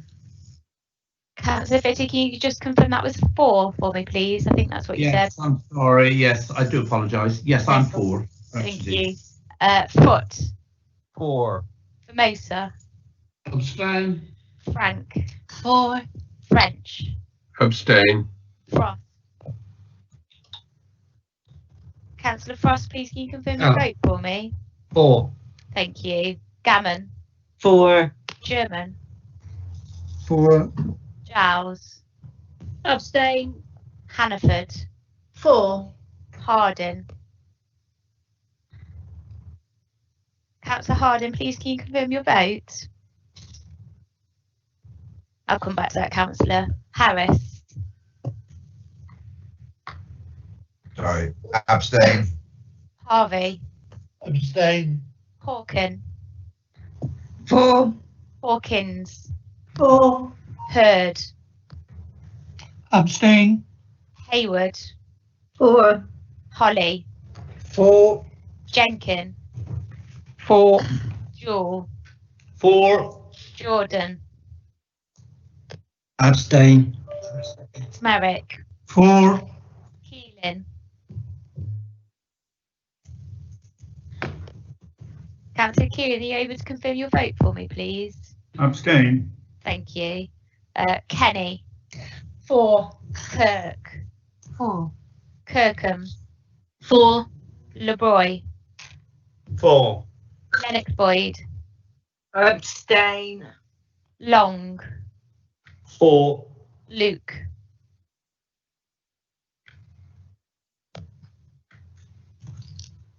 Councillor Luke, are you able to confirm your vote for me, please? Yeah. 4. Thank you. Colin Martin. Sorry, I'm 4. Thank you. John Martin. 4. Massey. 4. May. 4. McKenna. 4. McLennan. Abstaining. Andrew Mitchell. 4. Pete Mitchell. Councillor Pete Mitchell, please can you confirm your vote for me, please? Come back to that. Monk. Abstain. Moorcroft. 4. Mould. Abstain. Musto. Abstain. Nolan. 4. Adrian Parsons. 4. David Parsons. 4. Jane Pascoe. Abstain. Lionel Pascoe. 4. Painter. 4. Pears. Abstain. Pollard.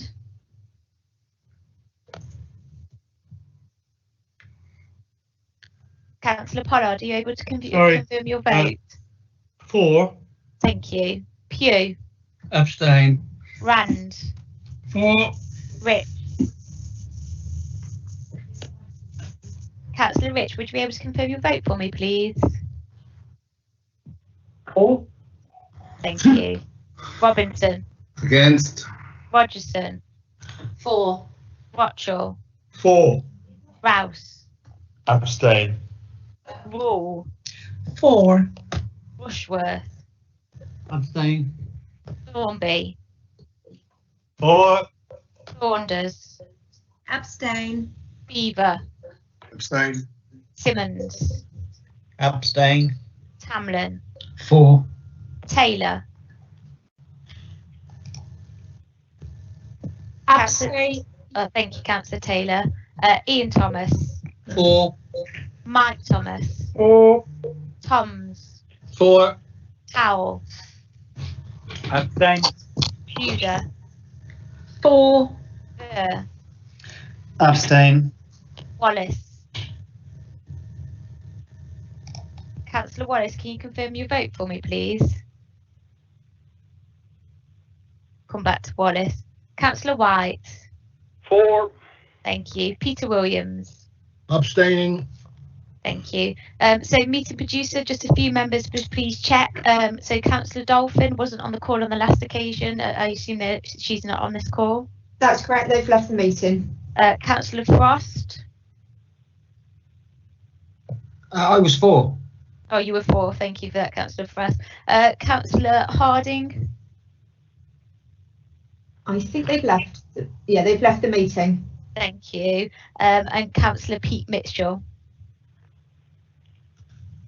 They've left the meeting as well. And Councillor Wallace. And Councillor Wallace has left the meeting. Yeah, and Democratic Services Officer, can you just confirm we recorded the vote for Councillor Luke?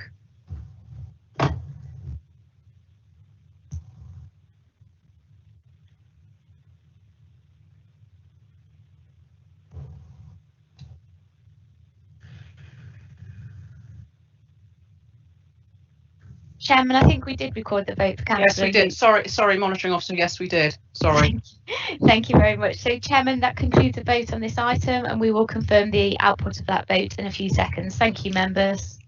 Thank you. I can confirm. Sorry, Chairman. I can confirm that motion was carried. 63 votes for, 3 abstentions, and 63 votes for, 3 against, and 30 abstentions.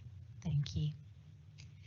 Thank you very much, members. So we're going to move on to the third motion in this today's council meeting, and this is the motion. It's on agenda item number 13.3, and it is a motion that is entitled to change the constitution to amend the call-in procedure.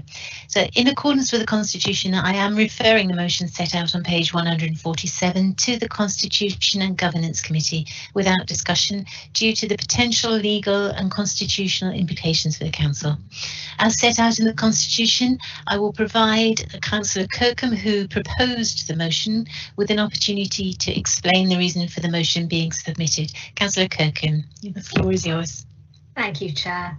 This council hasn't called in a single decision in the whole administration. Either we always debate and agree in advance, we're not scrutinising fully, or it's too onerous to call a decision in. We didn't know this contract for extra care was being awarded in July until it came up at Cabinet, so we couldn't request to scrutinise it at Health and Adult Social Care Overview and Scrutiny Committee. We can't know everything that's happening to scrutinise it unless we're told. The Scrutiny Committee had also been cancelled because of COVID, which meant we hadn't had a chance to look at it either. This award of this contract was a matter of genuine concern, and there was a non-political cross-party application to call it in. It was a high-value, long-term 30-year contract. We were concerned there was only one bidder, financial and funding arrangements weren't clear, and MEA's less than unblemished record didn't seem to have been scrutinised fully by the Cabinet. We had no confirmation that our commitment under the Ethical Care Charter and climate change considerations had been factored into the contract. I note that the Constitution and Governance will consider this again, and that other councils have mediation procedures between members submitting call-ins and the leader and the Cabinet member involved. But my point remains that if the Constitution prevents councillors calling in a decision that they are genuinely concerned about, then the Constitution is simply too restrictive and should be changed. Thank you, Councillor Kirkham. Very eloquent and very sharp indeed. So we are actually running a little bit ahead of time. I thought we might be having the break at about 3:30. It's actually 3:15 now. So we're going to have a 10-minute break from 15:15 to 15:25. When we reconvene, members, we have one item left on the agenda, and that is questions to the Cabinet. Oh, sorry, we have 2 items left on the agenda, questions to the Cabinet and then any other urgent business. So that we have allocated an hour for questions to the Cabinet. So a 10-minute break.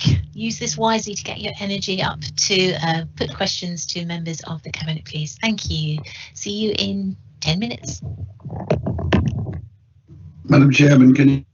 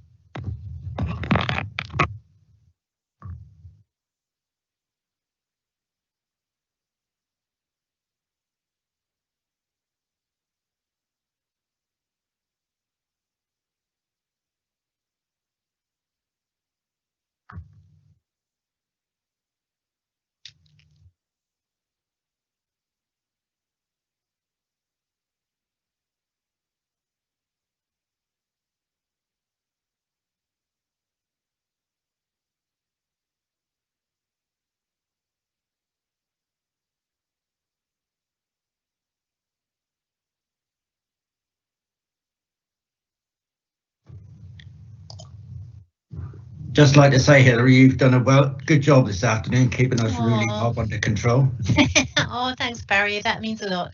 I have to say, I'm looking forward to having a bit of a gin and tonic after this is all over. We got a network meeting tonight, so. Oh gosh. We're going from this one to another one. Oh my goodness. But never mind. There you go. Councillor Pete Mitchell, are you on? Can you hear us talking at the moment? Calling Councillor Pete Mitchell. No. Okay. Hilary, some of us have already put crosses down for the next agenda. Yes. Councillor Mary May, are you aware of the crosses that are going in the chat box? Have you got that down? Chairman. You are brilliant. So the Vice Chairman is taking the crosses, taking the names for me in as we for questions for questions for cabinet members. I thought the Vice Chair was looking for a flowery meeting as opposed to a crossed meeting. She was, you're right. Yes. Indeed. So we are at 3:25. Meeting producer Louise, could you confirm the live stream is up and running? Yes, Chairman, we're still live. We're still live. We've been live the whole way through, haven't we? Mm-hmm. So let me think. Before we go into this very final session, I'm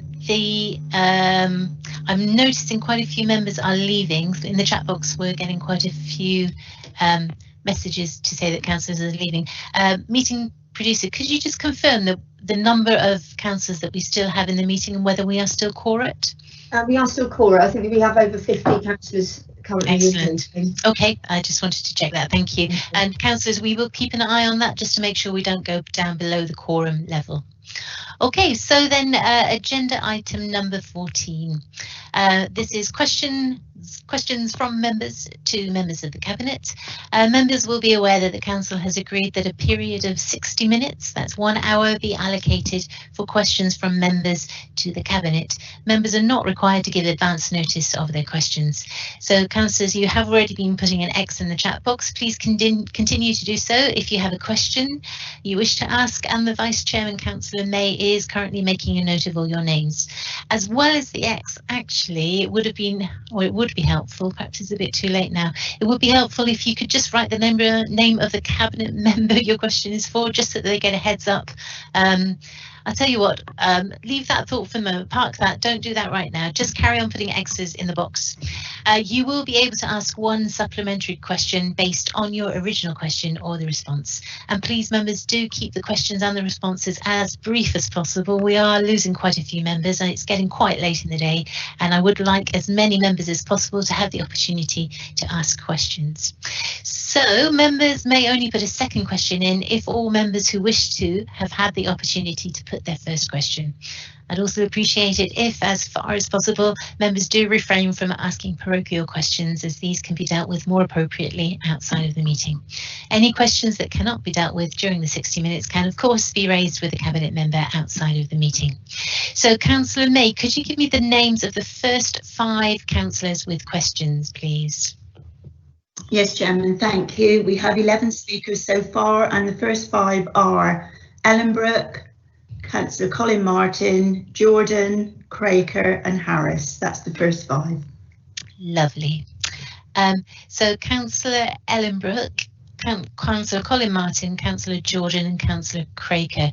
So I'm going to invite Councillor Ellenbrook to speak and ask her question. While she is doing so, Councillors Colin Martin, Jordan and Craker, and I've left somebody out. Councillor May, who did I leave out?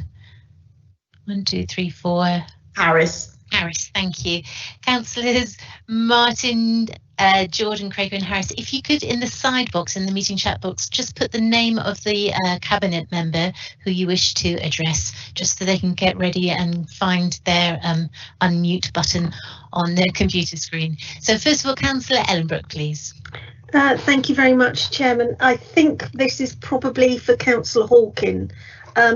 But given that we are now starting to see, unfortunately, a rise in the number of COVID-19 outbreaks or incidents.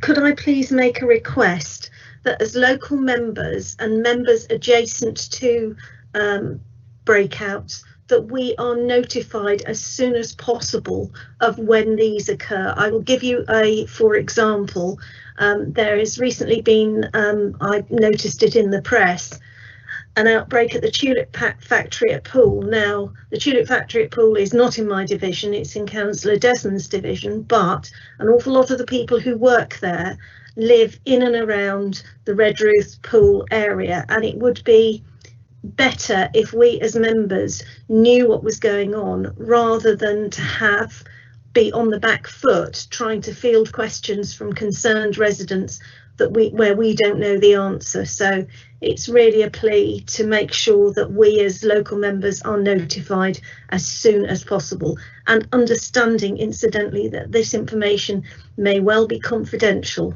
but we do sign up as councillors to be responsible members of society, so I think you can probably trust us to be careful with that information. Thank you. Thank you, Councillor Ellenbrook. I'm just looking to the leader or Councillor Hawkin, actually, as public health. Could either of you pick this up, please? Yeah, I'm quite happy to answer. Thank you. Yep, so we are learning through the system. So without having the notification in front of me, I can't see who was originally on it, but we did notify councillors in the area a little while ago when we were first aware of a small number of cases, and then obviously we alerted all members ahead of the press yesterday. So I absolutely understand that we intend to make sure that people do have timely information, and where humanly possible we are aiming to do that. We have a protocol in place which means that there's a standard notification that people get of an incident in their area, and we're doing our very best to make sure that we've covered the right councillors for each area. So apologies, we were missed off that notification. I'll have a look to see who it originally went to. There are times when things are across the border, and we do our very best to try and make sure that we've swooped up as many councillors as might be relevant for a particular patch. Thank you. Could I just come back very quickly on that? I can assure you that I had absolutely no notification whatsoever as one of the 3 Redruth councillors. Can't speak for Councillor Thomas and Councillor Barnes. They may well have heard and I didn't, and I'm pretty sure my local town council wasn't made aware either. As I say, it's just about making sure I understand the difficulties that you have. It's just a plea to make sure that we are included as soon as humanly possible. Thank you very much. Do you wish to come back at all, Councillor Hawkin? You happy? No. I think that was more of a statement than a question, wasn't it, Councillor Ellenbrook? Okay, Councillor. Just to add that Councillor Thomas from Redruth wasn't aware either. Okay, thank you, Councillor Tom. Thank you. Councillor Martin then is next up. I think your question is for the leader, Councillor Colin Martin. That's right. So my question to the leader is, were you surprised by the introduction of rationing of COVID tests, which left people with COVID symptoms in Cornwall unable to get tested? Were you given advance notice, or had the local outbreak management plan discussed the possibility of this occurring? Thank you, Councillor Martin. Leader. Thank you, Councillor Frank. Happy for Councillor Hawkin to answer that as the relevant portfolio holder. Councillor Hawkin. Sorry, Councillor Martin, you're asking, were we surprised at the reduction of testing? I was, so the question, well, I was asking the leader really because, well, we'll see if either of you can answer it. Were you surprised by the introduction of rationing of COVID tests, which left people with COVID symptoms in Cornwall unable to get tested? Were you given advance notice that the rationing would be introduced? And had the local outbreak management board discussed the possibility of this occurring? So no, the Outbreak Board haven't discussed the possibility of that occurring. We were aware of this as potentially a temporary problem just before bank holiday, which obviously it came to light that it was going to be a more significant problem. And we have asked for more information about the prioritisation that's taking place and where Cornwall fits on that list, and we have not had that notification. Okay, so I'm sorry that what I'm about to say is quite long and a little bit confrontational, but I haven't made any other speeches in today's 5-hour meeting. The question I'm about to ask you is one I have been asking officers and cabinet members politely behind closed doors for months, and it really is time to get an answer. So if you thought that this might happen, I'm not sure why we didn't have alternative plans in place. The Prime Minister has just said that complacency could be our undoing, and for once I agree with him. The leader said today, we are by no means complacent. We continue to do all we can to identify cases and deal with them swiftly. He said, it's clear that the system isn't working. He said, if we're to beat the virus, we must have a testing system which is fit for purpose. We can't wait weeks. These changes need to happen now. And he said, we must do all we can to support residents and keep our residents safe. So apart from telling our MPs about the problem and asking them to ask the government to fix it, what can we do? I've been asking since the 11th of March for Cornwall to take responsibility for its own testing and tracing system. I believe that between Cornwall Council, the NHS Peninsula Pathology Partnership and other local partners, we have all the resources we need to create a reliable and effective testing and tracing system which wouldn't be switched off the next time the government gets its sums wrong. In June, the Chief Executive told me that the Cornwall Testing Cell is responsible for planning and implementing all testing across all health and care sectors and the general public. The number of positive cases confirmed in Cornwall yesterday in one day is 20% higher than the worst day of the first wave. So here's my question. Do you think it's time to reconvene the Gold Command, figure out what it would take to give us the testing and tracing system we need, and then get on and make it happen rather than trusting the government to do it for us? So thank you for your question. In terms of testing, we are doing absolutely everything we can to use our local capacity. So we are using via the urgent testing email the opportunity to pull people from that pillar 2 backlog into the pillar 1 testing where we humanly can. So there is some triaging going on when people make that email to the urgent testing email. There's some triaging going on to identify who needs to be brought into that system as swiftly as we possibly can. So that is something where we are absolutely pushing our pillar 1 testing capacity locally to its absolute limit. In terms of tracing, we do all sorts of enhanced contact tracing, which is what has been able to identify and work on the case that's the current significant outbreak in Cornwall that you're all aware of, that we were talking about just now. So absolutely, what we intended to do was to be able to give some more information about that local work, that enhanced contact tracing. We have actually been very busy on the outbreak management work rather than pushing out that information, but we'll make sure that all members are fully appraised of exactly how hard we are working on the enhanced contact tracing that's done in Cornwall. My question hasn't been answered. Is it time to reconvene Gold Command? I'm sure that's one that we can, that we can pick up and have a look to see whether that's a helpful part of the process in terms of getting where we need to be. I think everybody is working extremely hard to make sure that we are doing the absolute best to make sure that we have all the systems in place to be able to manage the situation we're in. In terms of your questions and comments about our local capacity, there are issues around being able to move towards being able to do even more locally. Some of those would be having the appropriate staff available, etc. But we are doing everything we can to increase and work on our local capacity. If it's felt that the Gold Command is a crucial thing, then that's something I'm sure we'll consider. Okay, you can update us tomorrow at Ascot. Thank you. Thank you both. Councillor Jordan, you're up next. I believe you have a question for Councillor Brown. I have, yes, and it's about the contract for the school buses. I have had quite a few comments, quite a few complaints. One of them was from a lady whose son couldn't get into Camelford School and had to go to Weybridge and being charged a massive amount per week to get on the Plymouth City bus.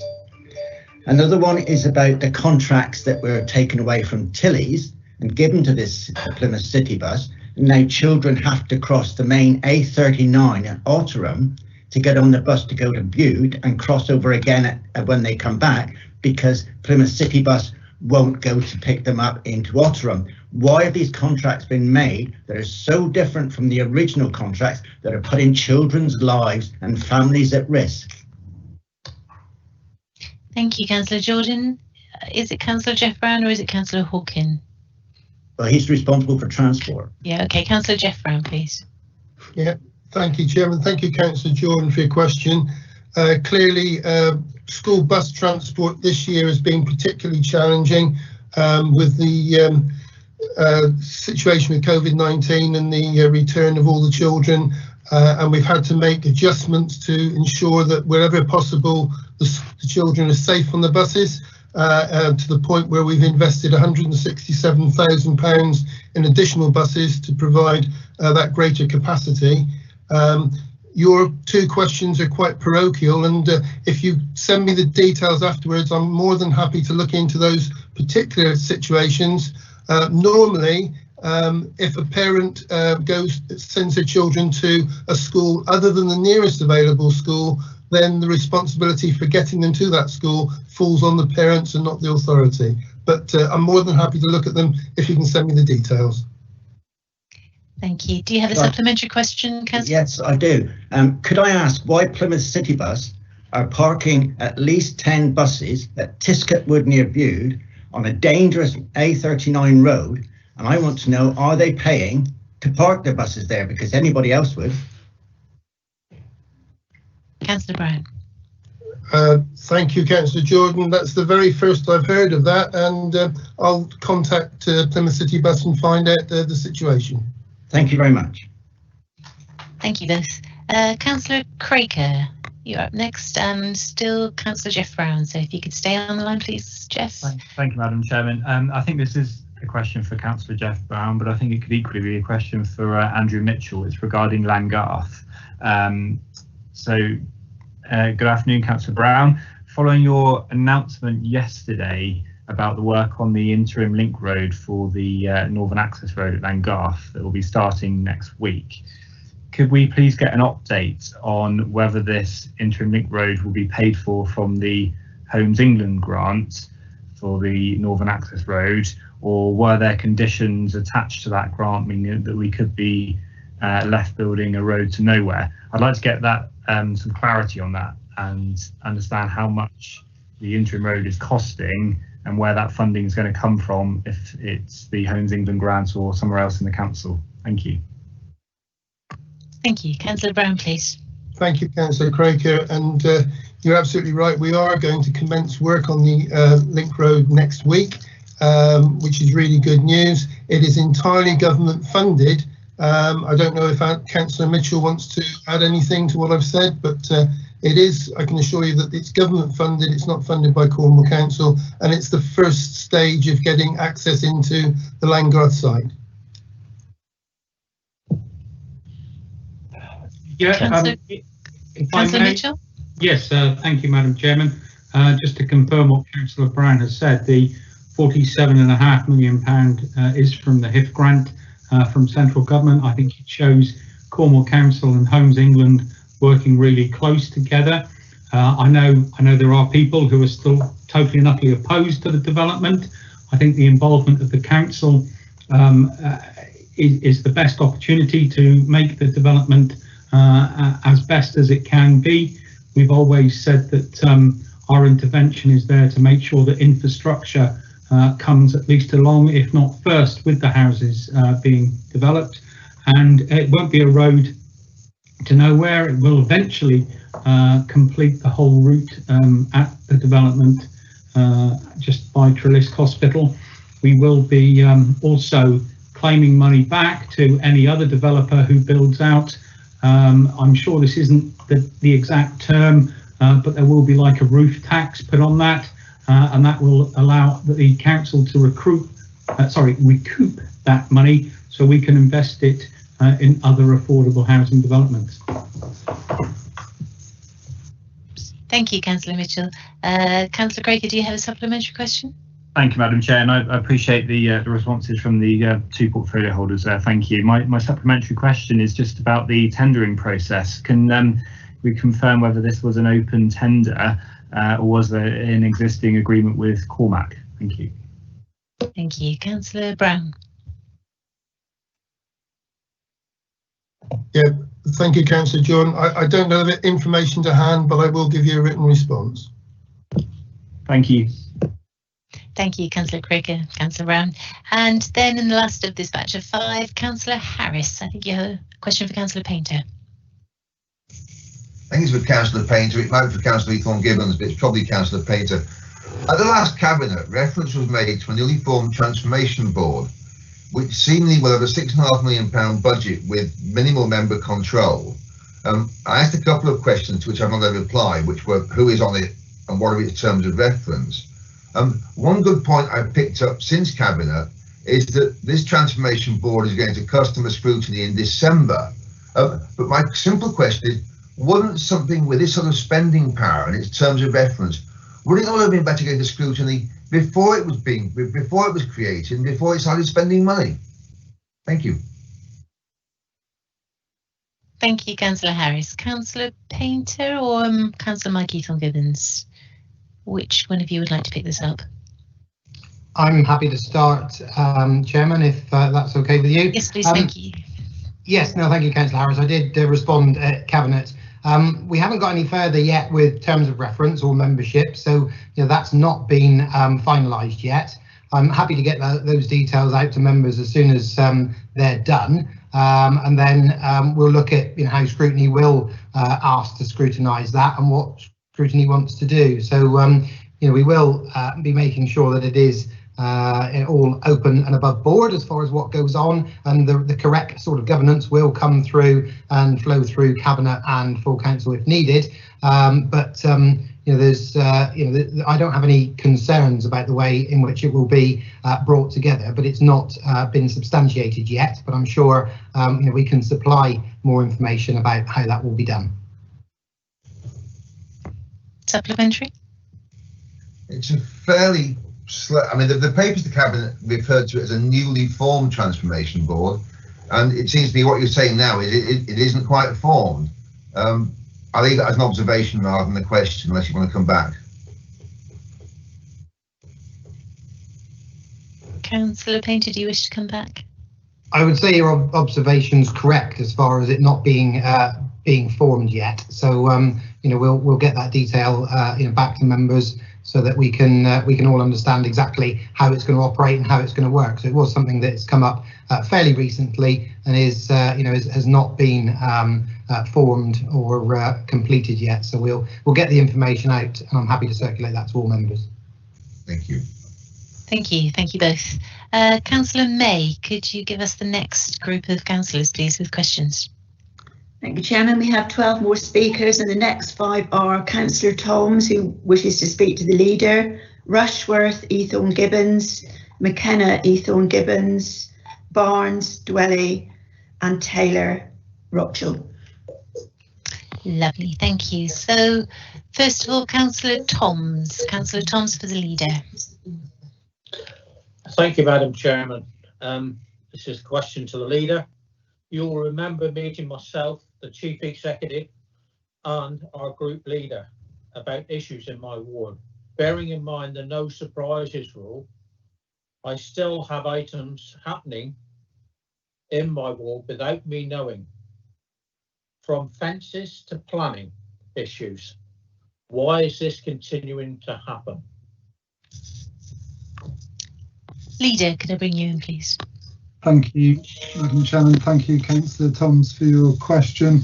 I know we've, as you said, met on this before. I'm very sorry to hear if there have been incidents since we met, and if you can detail those for me, then we'll investigate them. It is our policy around no surprises, so we want to make sure that that is the case. My apologies, Councillor Toms. Councillor Toms, do you have a supplementary? No, I will supply the information requested. Thank you. Thank you both. Moving on then to Councillor Rushworth, I think you have a question for Councillor Mike Eathorne-Gibbons. Councillor Rushworth. Thank you. Following your comments in the Cornish Times on Sunday, where you are quoted as saying, "My priority, supported by the Cabinet, is to get the closed leisure centres open as soon as possible." So in light of your comments, and as you and the Cabinet are prepared to bail out Newquay Airport, and as leisure centres are your priority, when can we expect to see funds released to get the closed leisure centres open again? Thank you. Councillor Eathorne-Gibbons. Thank you, Madam Chairman. Thank you, Councillor Rushworth, for your question. Discussions are close to being finalised as I speak, and I hope to have some information to relate to you next week. Councillor Rushworth, do you have a supplementary? Yes, so could you confirm to me that it is your #1 priority, as you stated in the paper? Very much so. It's been a long-standing issue for some time. Clearly, GLL does have some difficulties there. There have been some very good but firm discussions between both parties, but it is necessary to get these resolved and to move forward, because at the end of the day, the priority is to get people back into and using the leisure centres, because it's beneficial obviously for the individuals concerned to keep themselves fit, and obviously they then produce some money for GLL. So yes, it is a priority for me. Thank you, Mike. Lovely, thank you very much. And stay on the call, please, Councillor Eathorne-Gibbons, because your next question is going to come from Councillor McKenna. Councillor McKenna. Madam Chairman, Councillor Eathorne-Gibbons, good afternoon. I asked a question in Council last summer, I think it was July, when we were suffering from near heat exhaustion in the chamber. The windows didn't open. There wasn't any ventilation. We had 243 lights on, and the chairs were as uncomfortable as ever. So I asked whether we could look at making some modifications to improve the council chamber, and you recall that, excellent. I can't recall having seen a paper which reflects that. So it's simply a reminder could we actually look at that as soon as possible, please? And the reason I ask this is because following the success of Councillor Edgerton's notice of motion, I would hate to be told that we'd love to, but the council chamber isn't fit for purpose as a means of avoiding face-to-face meetings. So I can see you half smiling there. So it would be appreciated if we could have a progress report and confirmation that the council chamber would not stand in the way of reopening should we receive the necessary advice from health professionals and the government that it's safe to do so. Thank you. Thank you, Councillor McKenna, for your question. I have chased up the officers once already. Dare I say, gives meaning to the phrase directly, but be assured I will chase it up again following your question today. Thank you, Councillor Eathorne-Gibbons. My supplementary, Madam Chairman, is simply to say, could that response go to all members, Mike, because I think there is interest in it. Thank you. I fully understand that. I think for all members that they will want to know, clearly, as you can understand, there are other priorities at the moment, and getting back to work is something we discussed earlier, but be assured I will chase the officers and get back to you and others with a full report as quickly as possible. Thank you, Mike. It is the stated and voted wish of members that that be done now, so thank you. Okay, pleasure. Thank you. Thank you both. Councillor Barnes, please. I think your question is for Councillor Dwelly.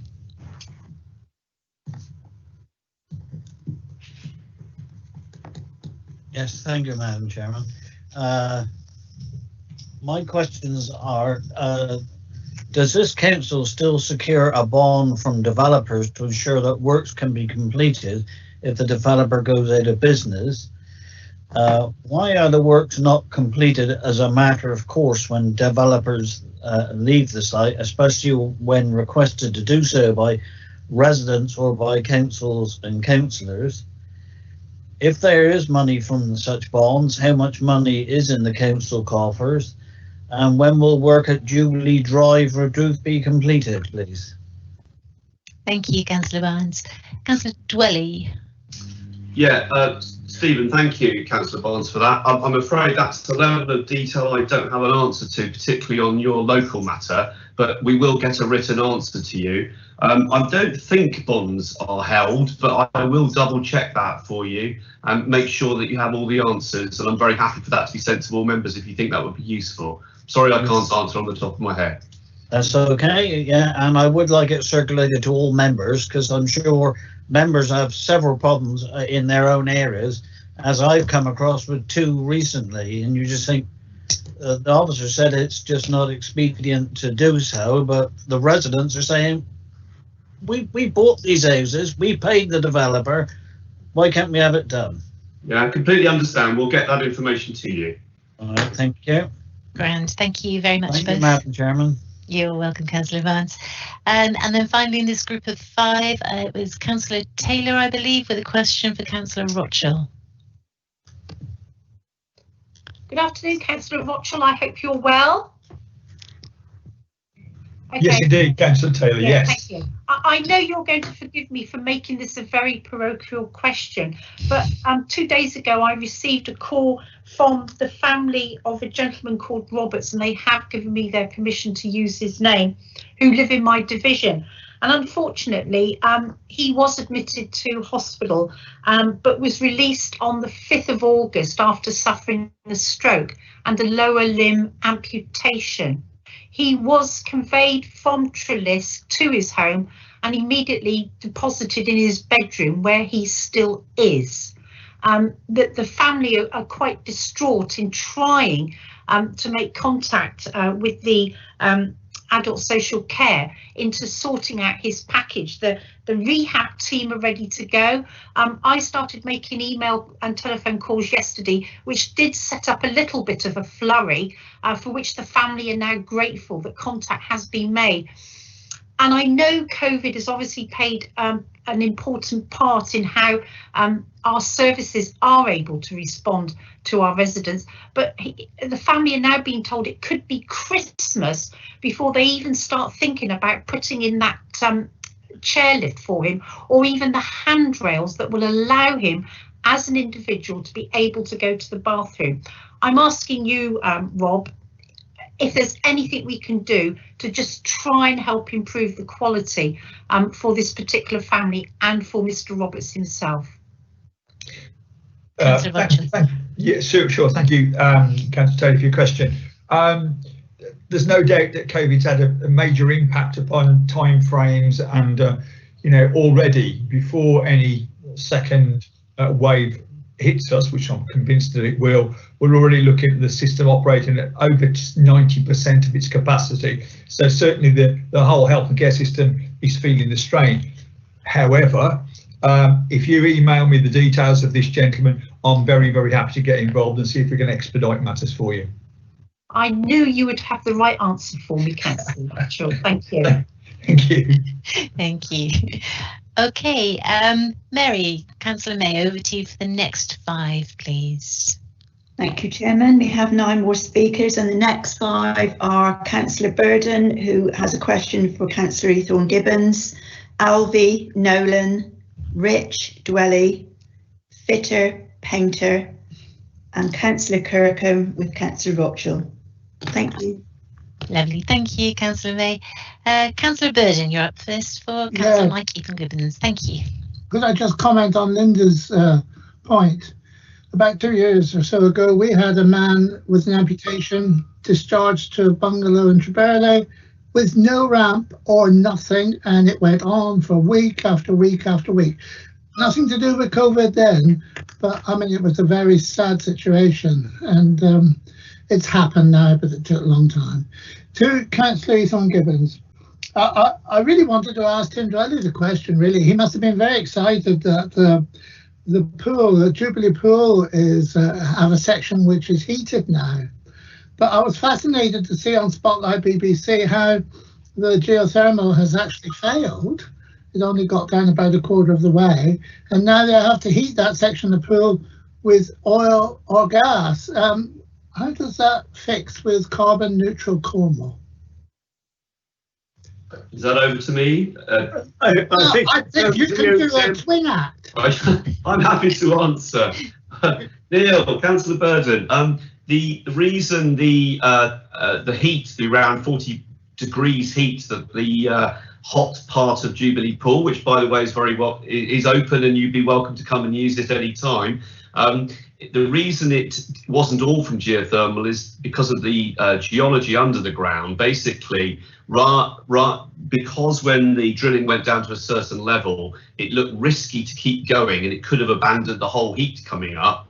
So instead, they took the 30 degrees heat that is actually created, and they've topped it up with renewable source power to top it up. And because of the way they run the pool, they don't heat it at night, in the winter, etc., and it's covered over. The actual costs are very minimal, and all the power for it is renewable, and overwhelmingly it's from geothermal. So I just want you to know it's been a success story, and we'd love to see you down there jumping in the spa.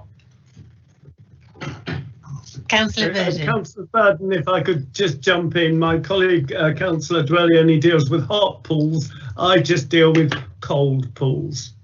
Yes. No, but what was on Spotlight, you must realise that it said that it has to substitute oil, or it didn't say which, a carbon fuel to keep the pool at the heat they wanted.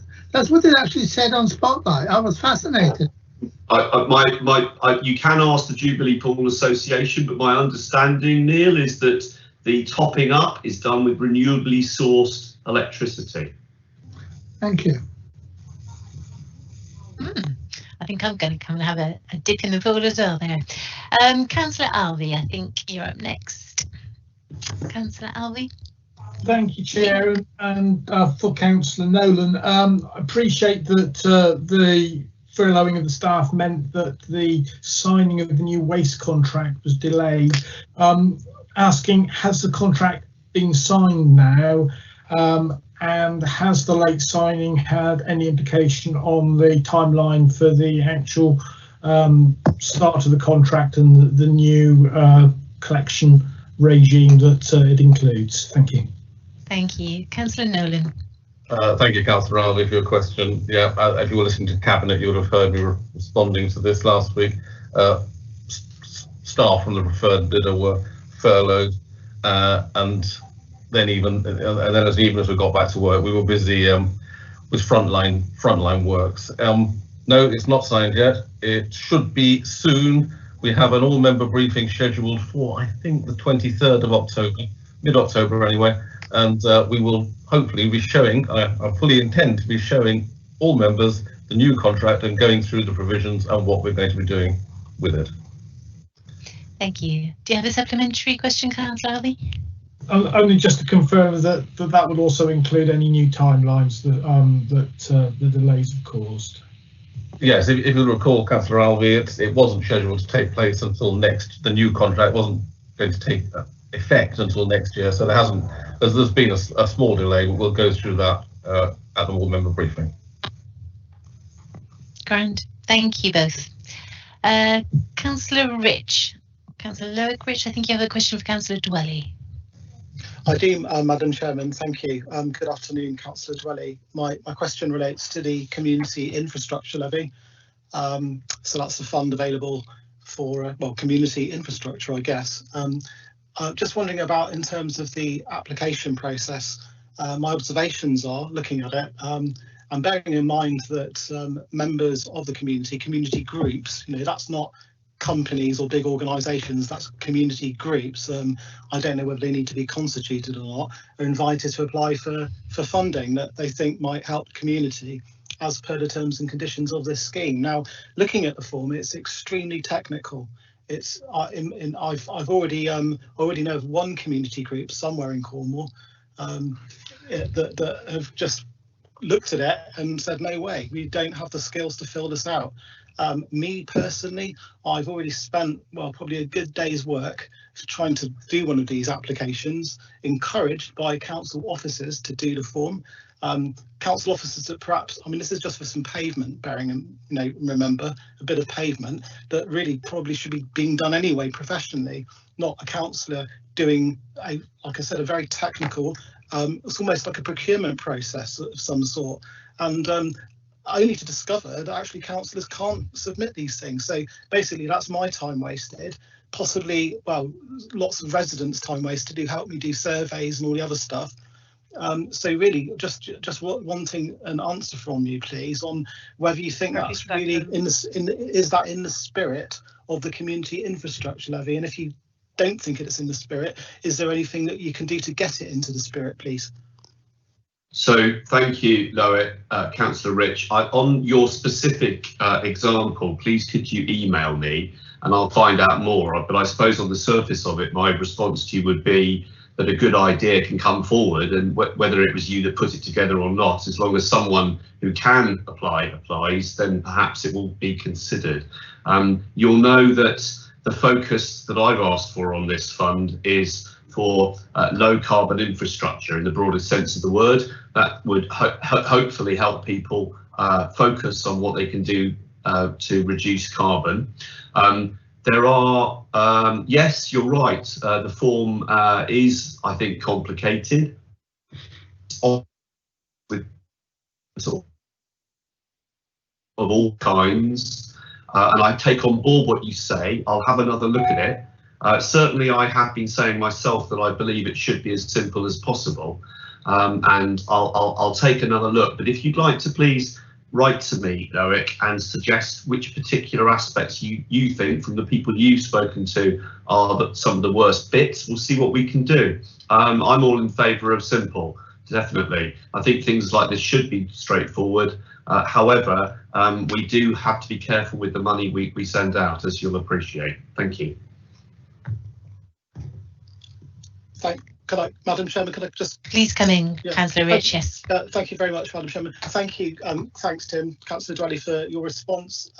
That's kind of encouraging. The form, I've got to reiterate, the form asks you to do things that you would probably need a high level of qualification in. And it's project management, procurement, it's highly technical. It's beyond, I mean, unless you have one person in the community who's got those skills, then really most community groups are just not going to be able to do it. I can, I'm not being parochial. I can give you an example, but this is just as an example.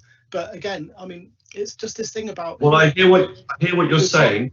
We've got the town deal fund, that's going to be lots of transport, and this is no disrespect to our transport officers at all. They do an amazing job. I'm just thinking on a strategic level, do we have enough officers to actually spend the money that is available? SIL money, town deal fund money, active travel, all of this stuff. Have we got the officers? And I want that question asked at the highest level, because these are the things that people in the community are coming back to me, and that includes people involved on the town deal boards. These are qualified people, professional backgrounds are coming to me with those questions, and I think I would like assurances right to the top of the leadership of the governance of this authority that we have capacity to deliver.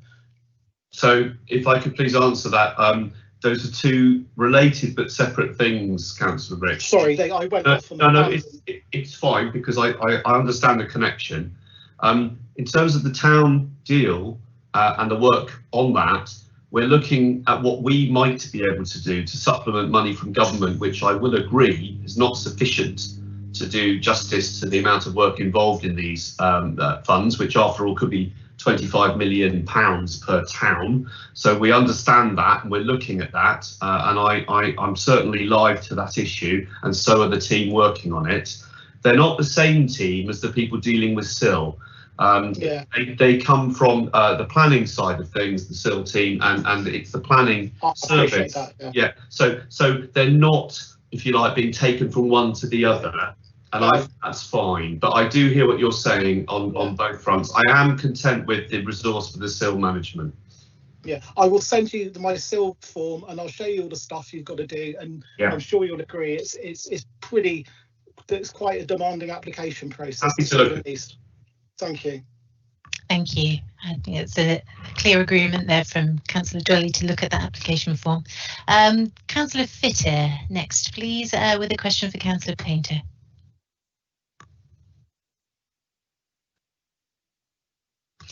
Councillor Fitter.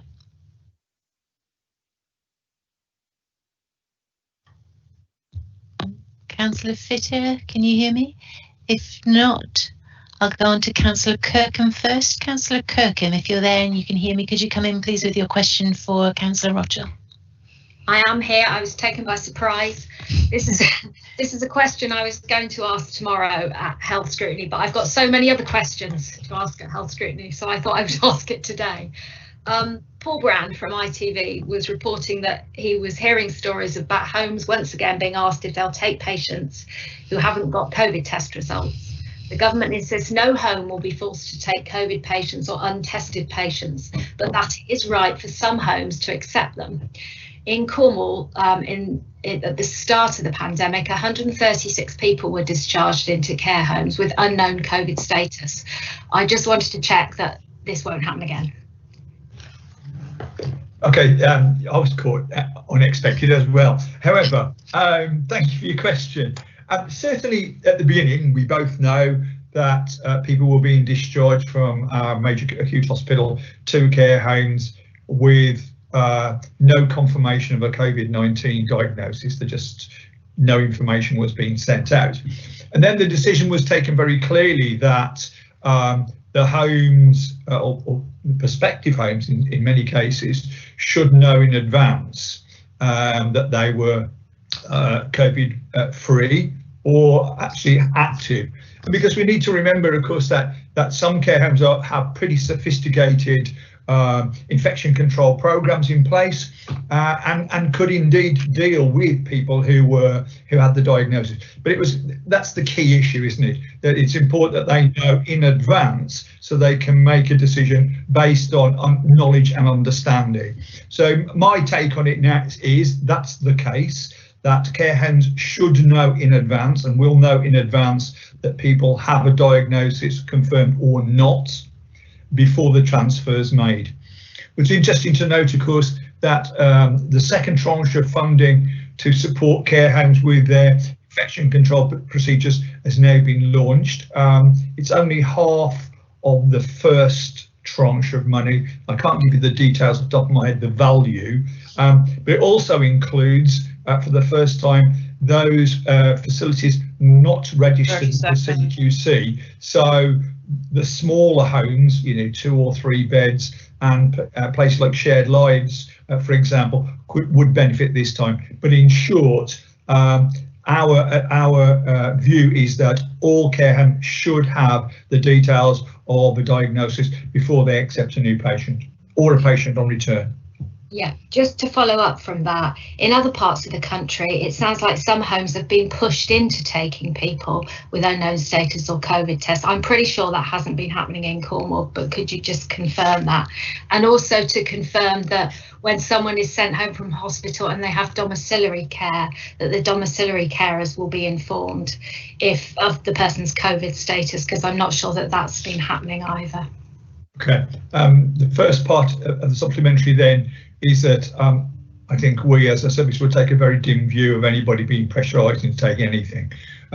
We fought the battle over PPE to make sure that people got sufficient, and they have, that's for certain, but I would take a very dim view if that was the case, and I can't imagine that we'd be in a position to do that, although I have to say that services are pretty stretched, and that includes the care homes as well. And similarly with domiciliary care services, that they're working at capacity today, but again we're confident that they have enough PPE, but again they would need to be clear that someone either is diagnosed positively, because routines change depend upon that diagnosis. So certainly I would expect that all domiciliary care agencies are advised well in advance before they deploy their staff. Thank you. Lovely. Thank you very much. I'm going to try and come back to Councillor Fitter. Councillor Fitter, are you still with us in the meeting? Councillor Fitter. No. Okay, Councillor May, if you could come in with the next set of questions, please. Thank you, Chairman. We have four more speakers, and we've got three requests for councillors to come back a second time. So Councillor Jenkin is for the leader, and sorry, Councillor Jenkin, if I've got you out of sequence. Councillor Long, Councillor Brown, Councillor Biscoe, the leader, and Councillor Jewell with Councillor Dwelly. Thank you, Chairman. Okay, lovely, thank you. So, Councillor Jenkin. You have a question for the leader, Councillor Jenkin? Yeah. Thank you. Thanks for your patience. Hello. Hagan governance in Londra so tena mes and achens regen yes kernuic in Vleven Ma. A rate of screefer or consul at Europe a draw denens and stat de worthy charges. Hag a rate of govern orthan governance a draw achens in termina the. So I'll just translate that for the general public. With the government in London taking away the money for the Cornish language this year, will you write to the Council of Europe about the failure of the state to take its responsibilities forward? And will you ask the government about how they will provide language support in the future? Leader, please. Councillor Jenkin. Thank you, Councillor Jenkin. So I am not intending to write to the Council of Europe at this moment in time. Since receiving notification from the government that they do not intend to fund our language this year, I have written to the Secretary of State asking how they will meet their obligations to promote and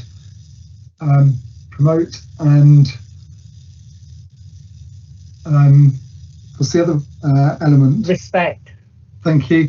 The language. So I'm hopeful that with some provocation and the recent Council of Europe report, they may reconsider their position.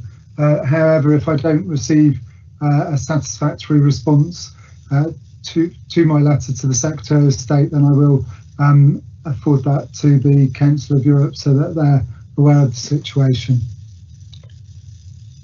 Councillor Jenkins, do you have a supplementary question? Yeah, Muraz Rakenna, as you done the wellis and governance or capos Gelwell Dwarf and Consul Kernho. A rata scrifa orth and ezel seneth in weth, arista kusel gans and ezelo seneth in weth. Have you also spoken to the MPs? Yes, so we had an MPs meeting the Friday before last where this was on the agenda and we asked for their support in receiving the funding and support that government are obliged to under those international agreements that they've signed.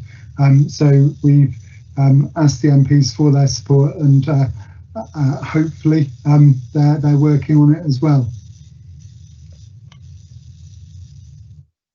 Grand. Thank you, Miras. And now Councillor Long, please. Yes, thank you very much. My question is for Councillor Brown. It's regarding the A38 and the problem. Since the 1st of August, there have been no fewer than 4 really serious incidents either side of the A38 Tamar Bridge. And also on another crossing point at Lanston, which we all sadly heard about. Each of those times, it has caused absolute chaos in the border crossings to the extent that it's been 2.5 hours to go 4 or 5 miles. So are we any further forward yet on working up a long-term strategy to deal with the crossings of the Tamar?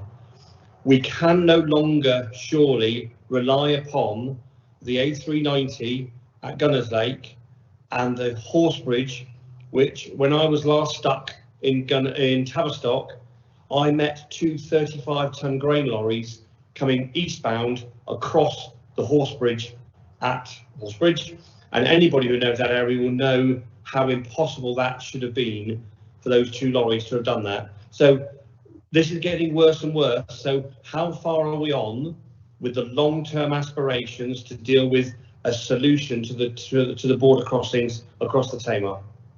Thank you. Thank you, Councillor Long. Councillor Brown, please. Thank you, Councillor Long, for your question, and sadly you're not going to appreciate the answer, because we aren't much further on with looking at an alternative crossing of the Tamar. At the moment we're working really hard to ensure the crossings that we've got, which are causing us some anxiety in terms of ongoing funding. We're working with Government Department of Transport to try and secure those. I do recognise the problems on both the A30 and the A38 if there's an accident, and only last month I flagged up at both the Peninsula Subnational Transport Board and Western Gateway, which is our counterpart in Dorset and Wiltshire, to the Department of Transport, that the A38 and the A30 are the critical two routes into Cornwall, and if one is blocked then the other one is absolutely vital to maintain. And the disaster is when we have both affected at the same time. They have taken that on board. There is a lot of work going on about the A38, but to date nothing further on an additional crossing, but I will follow that up, and as soon as I get any information at all, you'll be the first to know about it. Do you have a supplementary? Of course I do. My question is, thank you very much for that, but could I make a suggestion? Would you agree that in 2021, either you or whoever your successor may be, maybe it's you, I don't know, in 2021, we have a round table, high-level meeting with all the affected councils that cover the border crossings from Cornwall into England, and we start a long-term strategy with a roundtable meeting to start talking about how we can deal with the future crossing points, taking into account our signing up to the climate change emergency, taking into account the business impact that closures of these roads have on South East and North Cornwall in particular, that let's start the process moving, would you not agree, in getting a roundtable discussion going ahead with all the major authorities so that we start looking at a strategy? Because I do appreciate you have short-term issues to deal with, totally understand that, but we've been asking this now for 10 years. We're now no further down the line on getting a long-term strategy for the Tamar crossings than we were in 2009. I think now let's draw a line, let's start looking at it. It might be out of my, I might be dead and gone sadly by the time it happens, but if we don't start it now, we'll never get it done. Councillor Brown. Yes, thank you, Councillor Long. I totally agree, and what I can promise is that I will raise it with the Peninsula Transport Board at their next meeting. We are already working on a long-term strategy for the Southwest, so that can be included in that. As I said, we've already flagged that both the A30 and the A38 are vital key routes into the county, and we must maintain them. And clearly, from the situation we've had this year, they need to be improved as well. So take that on board, and I will flag it up and take it forward. Thank you very much, Marastis, and congratulations, Hilary, on an excellent sharing skills. Thank you. Oh, well, and thank you for raising that point as a resident of Saltash and somebody who got caught up in those traffic jams over the weekend. Councillor Brown, I really appreciate if you could lobby and get it included in that long-term strategy. Thank you. So councillors Biscoe and Jewell I still have left, and I see that Councillor Fitter has rejoined the meeting. His IT dropped out, but he's back now, so I will invite Councillors Biscoe first, then Jewell, and then Councillor Fitter. So Councillor Biscoe first, please. Nice to know Mr. Fitter's got his IT back in, Chairman, just in time. I want to ask this question of the leader, but I think it's also a question which has resonance with economy and transport, particularly in relation to the last point that was made. There is growing concern, very highly critical concern, about the future viability of Brittany ferries. The region of Brittany is actually attempting to engage the interest of the French government in trying to bail out Brittany Ferries at the moment. And there is increasing concern in Cornwall about this. I've raised these questions before because, of course, so much of the Cornish economy does rely on that link, and that's with goods going into Europe and people coming out of Europe who support our tourism industry and so on and so forth. But equally our farming industry and our engineering industries and our knowledge industry and so on. And it is incredibly important that we have that link. I mean, to be honest with you, in commercial terms, there'd be very little point in having a bridge across the river unless that link was there to open up opportunities for us. And so therefore, I'm wondering if the leader would actually approach the government and ask the government if it would engage with the French government in order to press the case for keeping Brittany Ferries afloat, as it were, because otherwise we're going to suffer very severe long-term economic and cultural damage. That's, you know, I should also stress, of course, is that Cornwall has very particular cultural links with Brittany, and of course there's a lot of exchange between the two communities going on all the time. The question was raised to me, I have to say, by the Truro-Morlaix Twinning Association, and I've suggested to them that they write to the Cornwall Twinning Association, which I'm sure, Chairman, you will take up. But I would like to know whether the leader will go off and see the government about it. Thank you. Councillor Jim. Thank you. I'll respond to Councillor Biscoe's question, but I know that Councillor Dwelly had a recent meeting with our protocol of cooperation with Finisterre, so he may wish to comment as well. But thank you, Councillor Biscoe, for your question on this important topic. I am indeed happy to raise this with the government, not just the UK government, but the French government as well, and also to speak with neighbouring authorities, as it will impact on them as well, and see if we can work alongside them as well with the UK and French government to hopefully bring forward the much needed support to keep that link alive. Madam Chairman, I don't know if you'll allow Councillor Dwelly to comment as well. I most certainly will allow him. Councillor Dwelly, please. Yes, thank you, Bert. Very serious, I completely agree. And I did raise this with Julian and Cabinet, and it's obviously not surprising for you to know that Finisterre, our counterparts in Brittany, are very worried indeed. My understanding from the discussions I've had is that the French government may be looking to support Brittany Ferries, but not necessarily on all routes. And the concern we're all going to have, I know, is the Roscoff-Plymouth link. We will do all we can, obviously, but it doesn't lie with us. Saving that service is not something we can do ourselves. So I think anything we can all do to encourage people to raise this is a good idea. And obviously Plymouth City Council will be concerned, but so will other authorities. So you have our assurance that we are taking this very seriously. Thank you. Councillor Biscoe, did you wish to come back in? Do you have a supplementary? No, Chairman, I have an assurance and that's quite sufficient. Yeah, thank you. But again, thank you for raising that point, because it's close onto my doorstep as well, and I feel very passionate about the links with France and the links with Brittany Ferries. So thank you both, Leader and Councillor Dwelly, for your assurances on this. And so Councillor Jewell, please.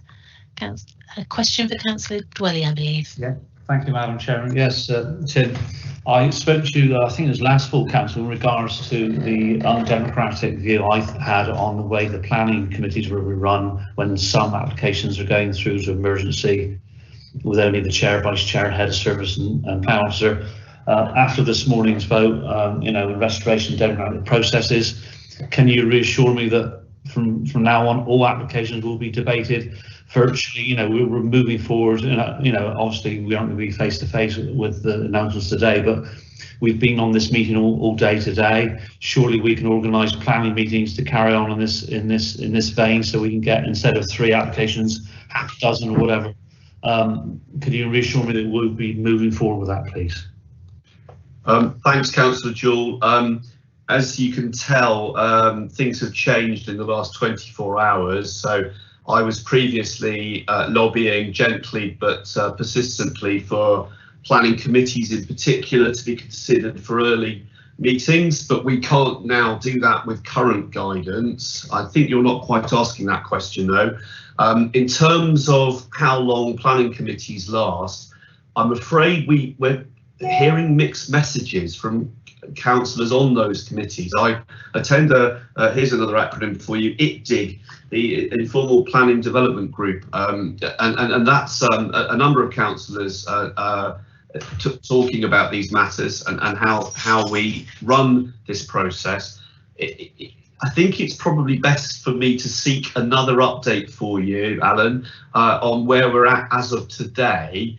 But I've got no issue at all personally with longer planning meetings, but it's not necessarily the case that the councillors on those committees are seeking that. There was a discussion about how many items would be considered, and I was expecting everyone to call for more, and some of them were saying, no, that's too many. So let me just say that I hear what you're saying, and I'll get you a written response. Yeah, I mean, yeah, can I just come back, please, Madam Chair?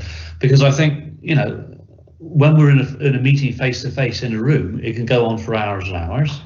And if this is the way forward virtually, I can't see any difference. I cannot see any difference. We can have a timeout, the chair can call like Hilary asked today, comfort breaks, and it can work that way. There's no reason why we cannot do it, because I'm thinking, and I know I'm not the only one thinking this, that there is decisions going through which aren't being scrutinised by a full committee. Okay, thank you very much. Well, could I just very quickly say, I am sympathetic to what you say, Alan, but I want to stress that the number of decisions that are being made in or out of committee is broadly the same as pre-COVID, okay? It's not been a huge change, and the chairs of the committees are very insistent, rightly, that contentious decisions go to committees. But I will go back and ask again, and if the members of those committees are saying the same as you, then I see no problem, but I'm not sure they are. Thank you. Yeah. Okay, thank you very much. Thank you. Thank you both.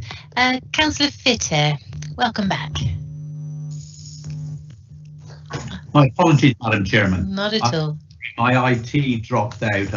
We're at the end of it. I think it's a question for Adam, and it's referring to his cabinet papers that he sent when he had said that Spaceport Cornwall, the construction phase of the Spaceport project will have to be delayed in order to align with the timescale, and it was for 1.5 million. I wonder if Adam could just reconfirm what that construction was all about, please. Councillor Painter. Thank you, Chairman. To be honest, I know Councillor Brown has been doing more at the airport recently rather than myself. I'm not entirely sure what Councillor Fitter was referring to about the £1 million. I might have been confused. I don't know if Councillor Jeff Brown is there and able to assist. Councillor Brown, thank you. Happy to assist, Chair. I'm not sure about the 1.5 million either. What we have agreed to at the last cabinet was, if absolutely necessary, we can take £5.6 million from the Spaceport funding to maintain the airport as a viable entity for the next 2 years. I say only if necessary, it's a plan B. It won't curtail the development of the airport. At the moment, we can't do any more work on the airport because at the moment the regulation is still under consultation. We're expecting a decision on the detail of the consultation probably at the end of this year. So in early 2021, we'll have a very good idea what it will cost us to do to convert the airport into the UK's first horizontal launch spaceport. Madam Chairman, if I just may come back in, because I've obviously sprung it on Adam without it. I'm referring to your budget papers, the white papers, when it was Spaceport Cornwall 1.505 million. The construction phase of the Spaceport project will have to be delayed in order to align with the timescale concerning when the council will be able to take possession of the site. I was merely asking if anybody could help me what was referred to in the construction phase and to take possession of the site. I wonder what it was. Adam, are you able to give any clarity? Thank you, Madam Chairman, and thank you, Councillor Fitter. I think it's probably best to come back with a written explanation because I don't have the answer to hand. So, yeah, sorry, I'm not able to give a full explanation. Okay, thank you very much indeed. It just went on to say this is not expected to take place until May 2021. So I just was intrigued as to, and I'm sure other people would be, as to what the construction phase involved. You know, so it was specific 1.5 million pounds, the construction phase. But anyway, I'll leave it there anyway. I've taken much of your time, Madam Chairman, your patience, and thank you very much indeed for a brilliantly conducted full council meeting by Zoom, whatever it was, and I'm fairly I did drop out. And thank you, Madam Chair. Thank you very much. Thank you, Councillor Fitter. Councillors, colleagues, I am aware that there are councillors who have who would like to pose a second question. So that's Councillors Colin Martin, Councillor Rushworth and Councillor Taylor. I'm afraid we have already gone 5 minutes over the full hour's time. Not only that, but I'm seeing there's quite a few people leaving. So what I'm going to suggest to Councillors Martin, Rushworth and Taylor is that you submit your questions in writing to the portfolio holders. I think that was Councillor Jeff Brown and Councillor Dwelly, and that they send a response that is copied into all the members present. I hope that's okay with you. I'm sorry, but it's getting to the end of quite a long day here. So that's the end of our agenda item number 14, which was questions from members to members of the Cabinet. And agenda item number 15 is any other business that the Chairman considers to be of urgency. You'll be relieved to hear that there is no other business that I consider to be of urgency. So I'm going to draw this meeting to a close. But before I do draw it to a close, I wish to say thank you to all the councillors. You've kept to within your 2-minute slots, and actually we have got to almost exactly on time, on the time of where I thought we were going to get to. So thank you also to to officers, all those who worked really hard behind the scenes to make sure this went as smoothly as it did. So thank you very much, and take care, one and all. Stay safe. Thanks, thank you. Bye. Bye. Thank you. Bye. Thank you, Chairman. Bye. Bye. Thanks, guys. All the best. Bye. Bye. Bye, everyone. Bye. Bye.